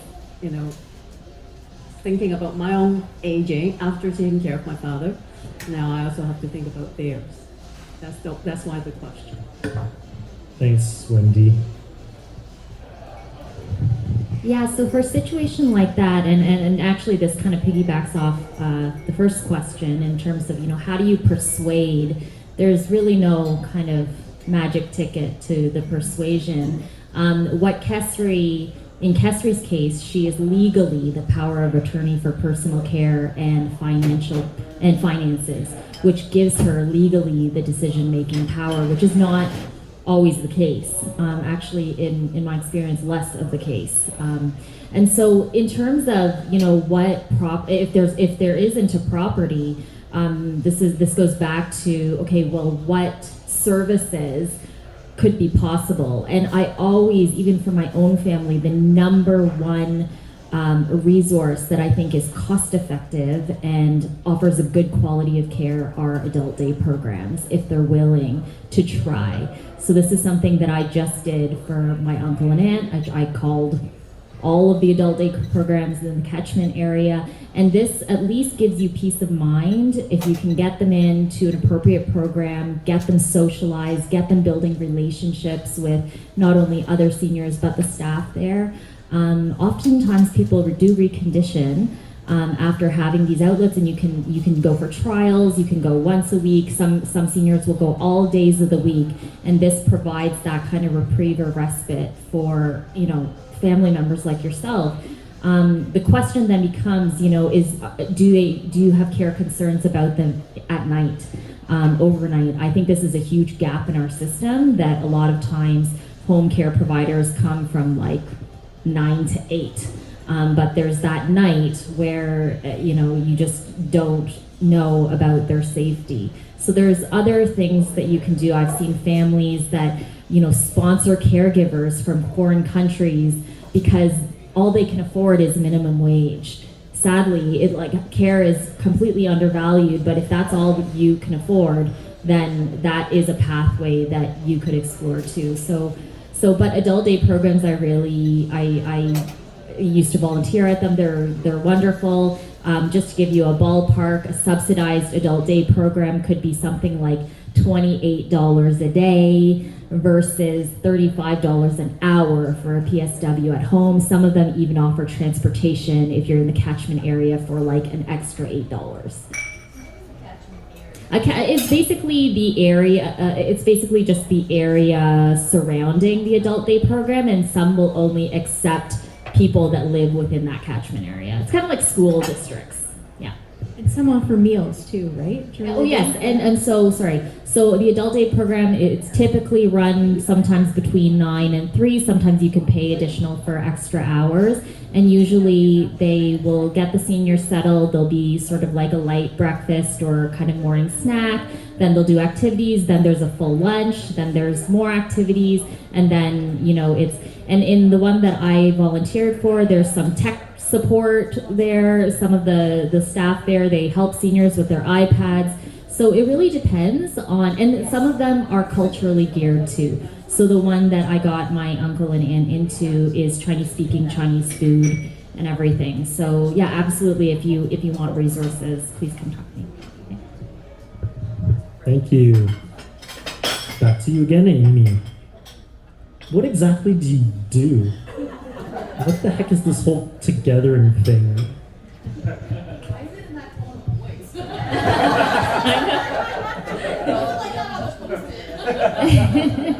Okay, so I have a research background, but I have also I've had a few different careers in my life. I think I'm trained in technology sciences. But I also worked in the healthcare sector with Kesri, and I supported patients and families going through cardiac and chronic disease rehab programs. So I've been somewhat frontline, but I'm not a licensed healthcare practitioner. I've never been, and I probably never will be. I did my graduate training. I did my PhD in rehabilitation science and gerontology, and a little bit of occupational therapy sciences. And what you do as a researcher is you often look at the bigger picture, and you really focus on, in my case, I really focus on really the problems of the system and the best evidence out there for how to live the best life with dementia, how technology can help, how services can help. So in my day job is I often teach students, write grants, participate and conduct research studies.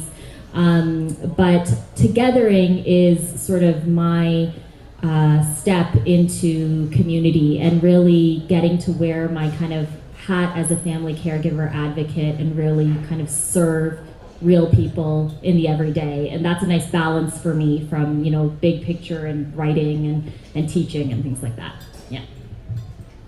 Oh, and what is togethering and how does togethering help? So right now togethering is kind of in an early stage of really trying to understand where we can serve in this market. And I was just talking to someone who just left. I was just talking about where I think the value of our services is really integrating knowledge and know-how from housing, healthcare, social care to some extent, and financial planning.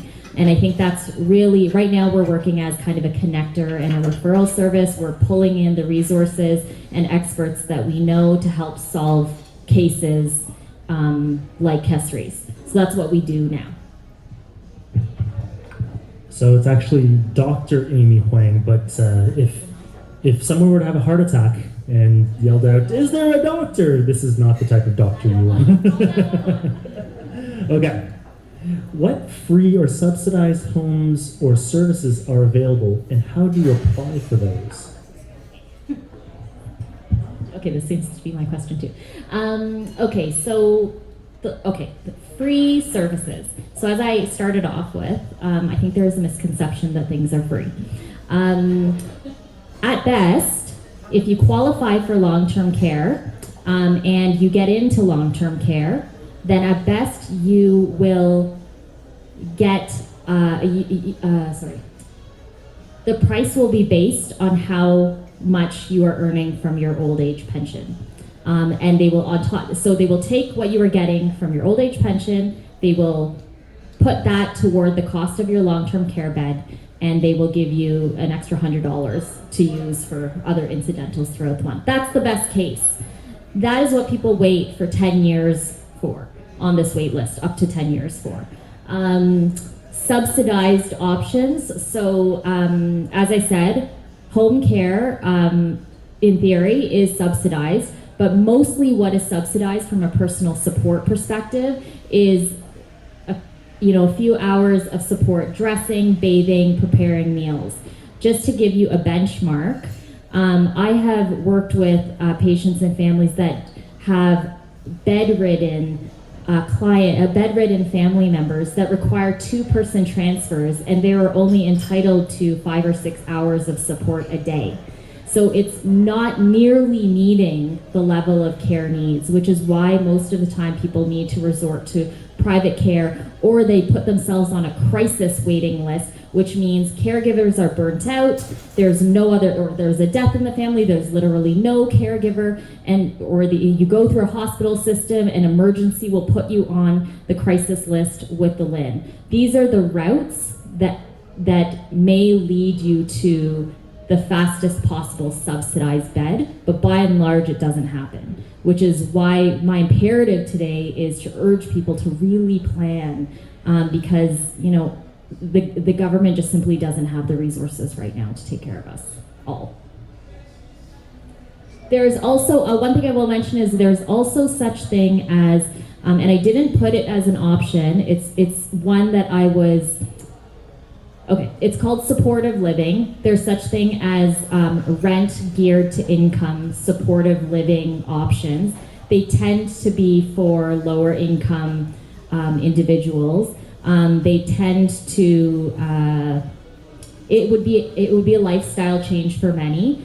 And honestly, the information is very, very hard to find. But if long-term care is not an option and home care is not an option, your LHIN case coordinator may suggest certain supportive housing in the area. So that is also an option. There are also wait lists, and that's rent geared to income. Thank you. I think the next one's for you too.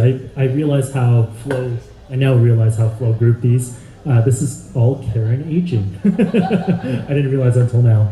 Not very smart. How essential is it to get aging parents on a wait list for funded long-term care even when there's no present needs? Have you already answered that? So this is something that was fairly new to me as well, because I assume, okay, if there's a 10-year wait list, why don't we all get on this wait list? Turns out you need to be eligible to get on the wait list, which the rule of thumb right now is you need to be able to qualify for 2 or 3 hours of personal support home care, which Kesri's parents did not qualify for. There may be extenuating cases with certain diagnoses that have certain trajectories of degeneration or decline, but it's worth asking, because I think if there's any concerns about not being able to be taken care of, any sort of health diagnoses, I think it's worth getting assessed as early as possible to see if you can at least even give yourself a spot in the queue if that's a trajectory you envision for yourself or your loved one. Thank you. Oh, more for you. Okay. My parents are 79, 73, currently self-sufficient. What age would be reasonable for them to start needing care, i.e. estimated future costs? So Paul, there's no, as I said, there's no estimated age, because life throws us curveballs, and but I will say that every year that you're getting older, and especially over the age of 80, the risk of dementia gets higher and higher. It's higher for women. So there are these sort of benchmarks that you can think about. But I think in terms of estimating future costs, I think we started talking about really, trying to understand, number one, what is the financial picture? Personally, that's very hard for me to ascertain for even my own parents, because we've never had that relationship where we talk so openly about all their savings and all of their different mechanisms and so on, right? But getting that picture and definitely getting a sense of people's hopes for their later years, sometimes those are difficult conversations to broach, and honestly the best way that I've been able to broach them is to bring up other people's cases. So at the dinner table, I might say, oh, hey, Matt's mom. It helps kind of ice break a little bit in terms of getting them to think about, or at least tell you, I definitely want to stay in my home, and then, okay, well, did you know that these are the costs that it would take if, you know, you're, and I think this is just a conversation that is not a one-shot conversation. It's about sort of opening it up and opening up, and they're not easy to have, but the earlier you have them, the better you have inputs for planning. Okay, thank you.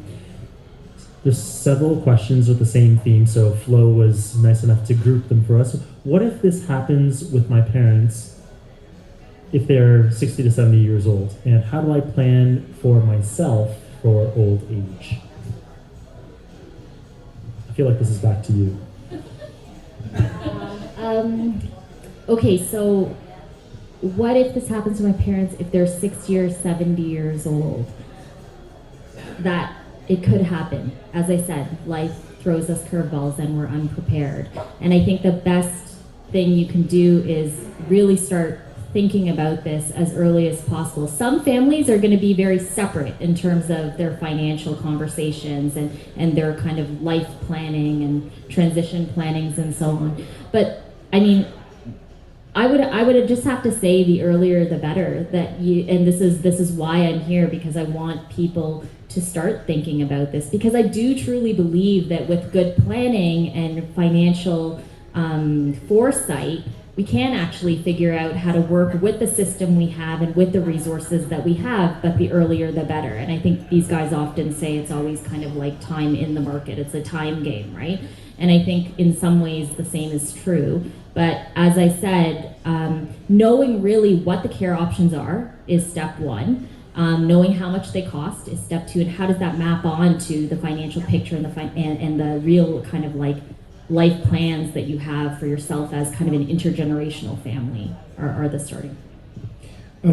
Just to add on to that, one of the things that we were contemplating with Togethering was to understand if there was interest or demand for a course, which would basically say, like, if you're in this situation, your parents are aging, or you yourself are trying to plan with your family, like a step-by-step, do this first. Get your insurance together, get your wills together to take care of the most extreme situation, and then kind of work through all the various options. Maybe just a quick show of hands, is there interest in something like that? Like, would you guys be interested in learning kind of the step-by-step what to do? Okay, thank you. I'm just surprised that Amy knows and has listened to us and knows our saying time in the market. That's what surprises me the most in this whole thing. Okay. What are the most critical systemic changes needed to make quality elder care accessible to everyone? Oh, well, I think if you had an answer to that, you could go talk to Justin Trudeau himself. So right now I would say that our system is fraught with the fact that there is a missing middle. So there's these very expensive private care options, and then there's this long-term care and subsidized system that is really trying to meet people with the lowest possible needs. But I think there's a lot of us, and I bet there are a lot of us in the room that have, a reasonable amount of resources and want to maintain a certain lifestyle, might be willing to pay to stay in home and community for as long as possible, but don't know how to do it, and often only think about it when presented with a crisis. One of the things that I think is really promising is something called naturally occurring retirement communities. There's a big push. It's sort of a concept from the States and is now kind of being imported into Ontario largely. And I think that's really around trying to outfit communities, condo buildings, apartment buildings that have a high proportion of seniors with services that will allow them to age in place for longer. And I think that's, from my view, that's something that I really hope becomes, for the majority of us, when the sandwichers kind of graduate to being seniors, and I think it's really going to be collaboration between people, citizens, figuring out ways to take care of themselves and plugging into the system as and where needed. The system is antiquated. It's designed for when people were dying at 60. And so we're just trying to catch up right now. Thank you. Okay, looks like we're changing gears now. I feel like this is going to be mostly Kesri. No.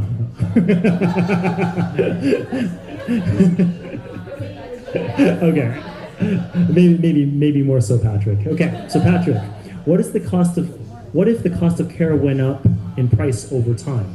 Sure, and it's not if, but when and how much. Inflation that we're all hearing about isn't limited at the grocery store or the gas pump. It applies exceptionally high to care. And so when designing a plan, it would be foolish to think that $7,500 a month is going to stay at $7,500 a month for the rest of their lives. So if we expect a certain rate of inflation, that must be built in the plan. So some private pension plans are not indexed.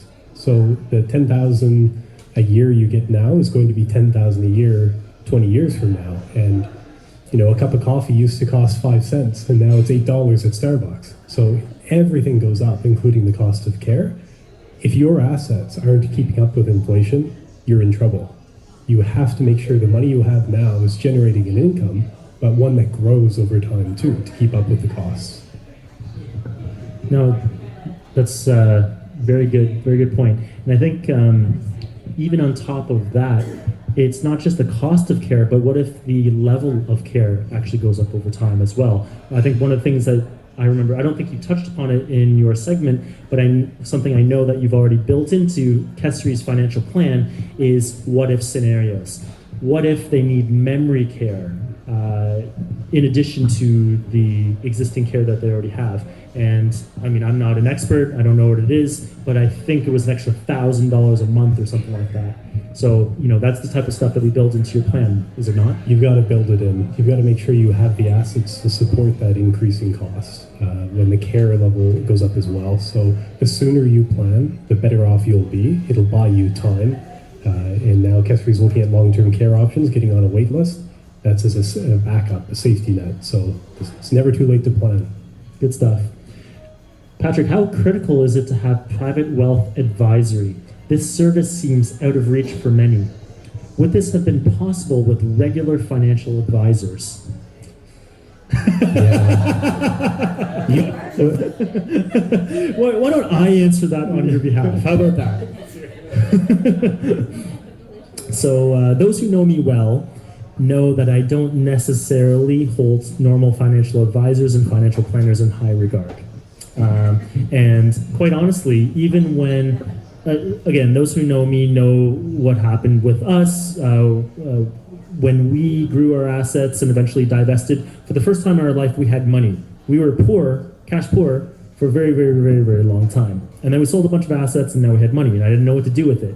So, I talked to a couple of our clients, spoke to Ming, and Patrick was the private wealth manager for a lot of Volition team members and Volition clients. So I put him through the ringer. I was like, what the hell is this whole structured notes thing? This seems a little too good to be true there, buddy. And so, it took many sessions and, I grilled him pretty hard, and the output of which was that I felt very comfortable parking my own financial future with Patrick. I feel that most financial advisors and financial planners would probably just try to, like I said before, sell you mutual funds, and that's not an exaggeration. That's literally what they do. If you've worked with Volition, we don't want to operate down here. We want to operate up here. We want to be more sophisticated than everyone else because we don't want to operate like everyone else because we don't want the same results as everyone else. And Patrick is a trusted member of our team, and we've already referred Patrick to many of our clients who are looking for diversification beyond real estate. So does that answer your question? It does not. Give me the mic. I got this. Patrick's got this. I think this question's in here for a very good reason. A lot of us, as Nat said, have resources, but not all have the resources necessarily for private wealth, right? And so for those people that aren't able to qualify, what are their options? How can they make it work? it's not a. I think we know how you feel about Patrick, which is great, but I think this is a very important question to address. Okay. I can speak to that. So, look, ultimately, it'd be crazy not to mention the power of real estate, right? It's one of the fastest and most effective ways to accumulate wealth. It's also a lot of work. So, through the Volition plan, we've seen once you get to a certain asset level, you can then enhance your cash flow from a passive way. So that's a whole other kettle of fish. But for someone trying to get started, I'm quite happy to have a conversation and point you in the right direction. $10 a month, $100 a month, you got to start somewhere just to get started. Get your feet in the pool. And believe it or not, there are some very few select group of financial advisors at the banks that can help and can put you in the right direction. And you know what? It may not even be with the banks, right? You don't have to work with the banks. But it's worth a conversation, and everyone's different, and we're here to help. So we'll leave it there. Can you point to people in the right direction for financial advisors if they haven't accumulated assets and wealth to the point where they can enter private wealth? Where they haven't gotten to those haven't gotten to the point. Yeah, of course. There's always people out there who want to help, and we can connect you with those people to avoid the sharks and the scammers and the mutual fund salesmen. Okay, great. So does that answer your question? I'm going to move on. All right. What to invest in, no matter how the market reacted, up or down, to make sure there's enough money for monthly expenses. Yeah, we can't make blanket recommendations without knowing you, without knowing your plan and your needs. So there are options out there that avoid market risk, that can earn a return even if the markets drop. And I'd be happy to review those with you to see if they're appropriate for you. But there's no one size fits all, and you have to have a plan. Good point. On that note, how does a structured note work? And I don't know whether we have enough time to get into this, but we'll try. Structured notes is a lot like describing food. Some people will say food will kill you. It's processed, it's full of fat and trans fats and sugar, salt. It's really bad for you. You should never buy food. And then there's the part of the grocery store that's organic and fair trade and locally sourced. So how structured notes work, there's 1,000 different types, and they can be created in a way to meet your needs. So that's worth a different conversation. I like how you just leave enough on the table that they bite. All right. It's not like it's a secret or anything. You can go on the internet and Google how a structured note works. It's just a little more complicated, I think, than a couple of minute answer. And I don't think we'd justice if we tried to cram it into a short answer. But I am sensing that there's enough interest for people to learn more, and maybe at a future meetup. Is that great? You are a client, and we had a client social. Not everyone was invited to that. No, there's not a video. There's not a video. Anyway, show of hands. Is this of interest to you? Raise your hand if you'd like Patrick to explain this at a future meetup, perhaps. Okay, there's enough interest. Okay, thank you. What investment return does not impact old age security and GIS? Notes maybe answered differently than return. So old age security and guaranteed income supplement are income dependent. The more money you make, the less of a pension you receive. You start to lose your old age security above $81,000 of taxable income. So, interest income, dollar for dollar, is going to add to that 81,000 threshold. Canadian dividends, while they're very tax efficient, if you earn $100, 130 of that goes towards your clawback. So it can be pretty punitive. US or foreign dividends do not apply to that. Capital gains, you make $100, 50 of it's tax-free. Only 50 goes towards the clawback. So all sorts of different types of income that affect these income thresholds differently. But there are structures you can put in place to reduce your income, and in some cases completely eliminate it through use of trusts and other vehicles to preserve your old age security. So again, it comes back to having a plan for what's right for you. Cool.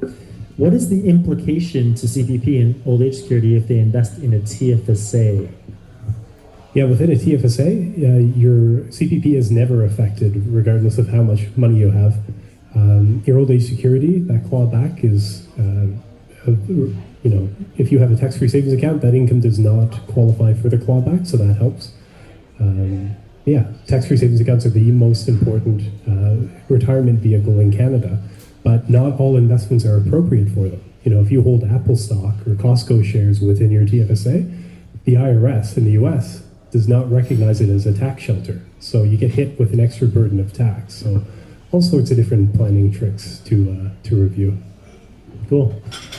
Patrick, I don't think this is an appropriate question for you, but hell, let's give it a shot. What are your thoughts on reverse mortgage? High fees when one spouse dies, is the loan called? Yeah, certainly not my area of expertise. So Matt, would you like to take it? I'm not an expert, so I don't feel comfortable talking about this too much, but reverse mortgages, this would be appropriate for next month's meetup. We have Hugo from Vine, a expert investor-focused mortgage broker who's coming on March 29th. That is a very appropriate question for him. Okay, I'm going to answer the question. Very quickly, interest rates are about 1% above A-lender rates. When one spouse dies, the loan called, no, it's both spouses. Right? So, so that's a quick answer. What are my thoughts on them? Very appropriate in the right circumstances. Very appropriate in the right circumstances. So I'll give you a very, very quick example. Imagine you're paying like 7% on a reverse mortgage, you don't debt service, which means you don't have to pay a monthly mortgage, but you still get 50% loan to value more, as an equity takeout. You could be left with, on a $1.5 million house in Toronto, for example, imagine it's a bungalow in, I don't know, Willowdale or something like that, right? 1.5 million. So you could take out $750,000, arguably, at 7%, but not have to pay 7% on the interest. The interest accrues until death. So imagine you could take that, park those funds with Patrick, and earn a double-digit return in all market conditions. That means you could make $70,000 to $80,000, maybe $90,000 a year as an income stream via a reverse mortgage. You don't have to debt service that. You don't have to worry about that. By the time it becomes a problem, you're long gone, right?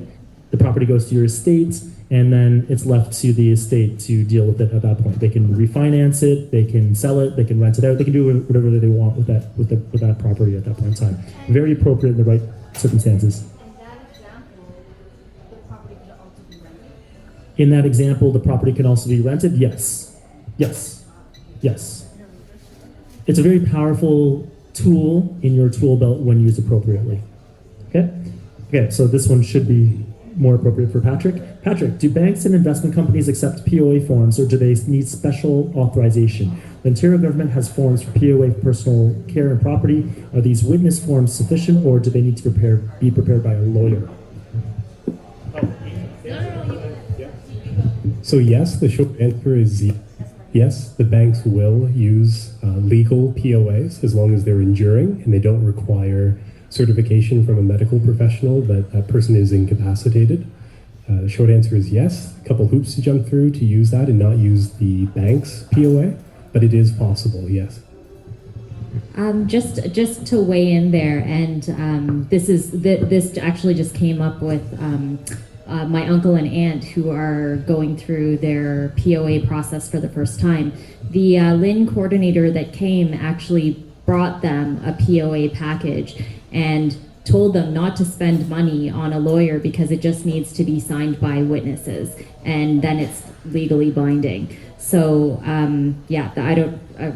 that's just from that LIN coordinator, but to be fair, he was a LIN coordinator working for the government, so hopefully. Yeah, it works. It'll take 3 weeks to get registered by the bank's lawyers. They hate doing it, but they will do it. Legally, they have to. If you sign the bank power of attorney, it takes place immediately. But it is possible to use the government forms. Thank you. Okay, looks like we're moving on to realty and miscellaneous. I'm curious what this miscellaneous is. Okay, timeline from first meeting to sale and closing.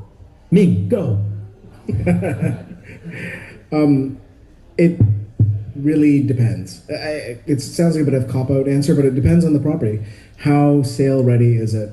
Because I think that it's really important, especially, well, market's turned around a little bit in the last couple of weeks, but if you're in a balanced or slow market, you can't hit the market with mediocre product.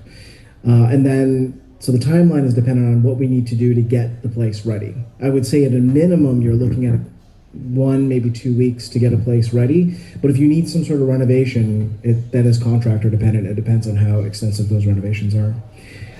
Ourselves, if you give me a property that is ready to go today, we can probably get it turned around in about 3 days. So it doesn't take us very long, but it's usually a lot of work before then. To closing, depending on how long we're on the market, when in a hot market, we're taking offers and stuff like that, we might only be looking at a week or 2. Last year, we were looking at months to sell properties, so it's very different. And then closings are typically anywhere between 30 and 90 days. So you can be talking about, 8 to 10 months at the long end, and at the short end, maybe about a month and a half. No, 2 months, probably. Yeah.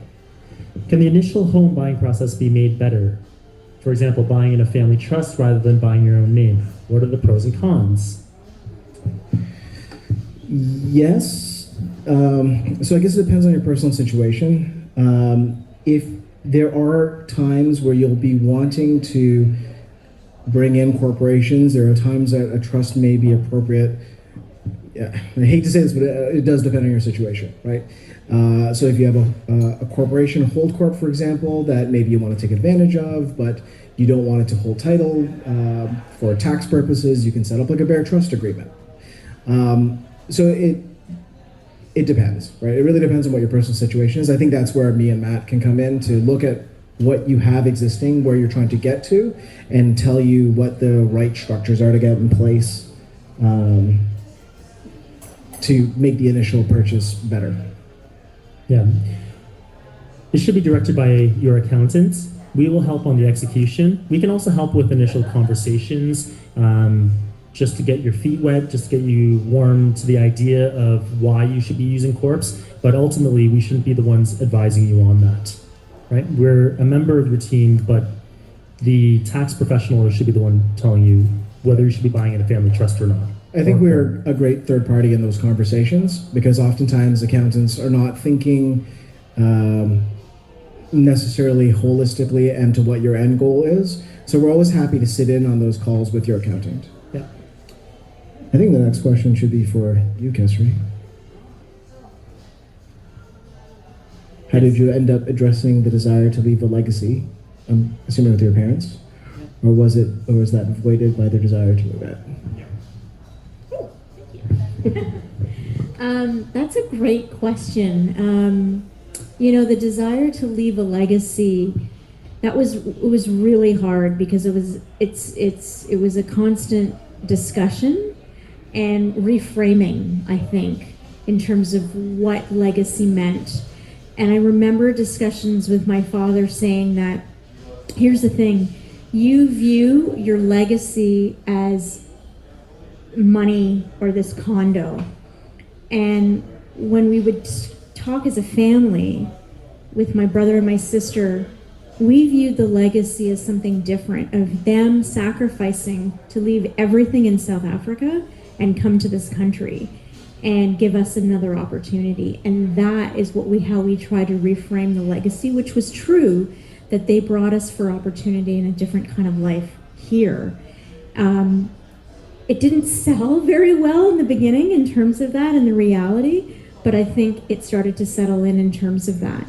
And I think how my father especially views it, because he's so fixated on making sure that he's left something, is that the view of reality when there's dementia is hard. And so he believes that the investments that we've made with Patrick's help is actually going to be left for us. He actually doesn't believe that money is there to take care of my mom and him. And that's okay. And so if he believes that, it's totally okay. And I had to come to terms with that in terms of it. So the legacy was reframed, and what he believes is what he needs to believe to have a quality of life and peace of mind. Wow, that's incredible. Thank you for sharing. Looks like there's some other miscellaneous stuff. Future meetup ideas, rezoning and or land severance. Yeah, I mean, that's a great topic. I don't know how it pertains to aging care necessarily, but cool.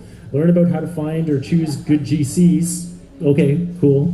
JVs and how to find partners.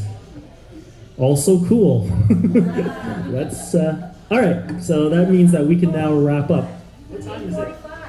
All right, 8:45 versus 9:30. Only 45 minutes behind schedule. Not bad, actually, for us. Okay, so I'm going to speed through this. I had this whole kit and caboodle and whole shebang prepared, but I'm just going to speed through this. So, myth busting. What I was going to talk about was where we were before and where we are now. Hopefully, we've expanded minds.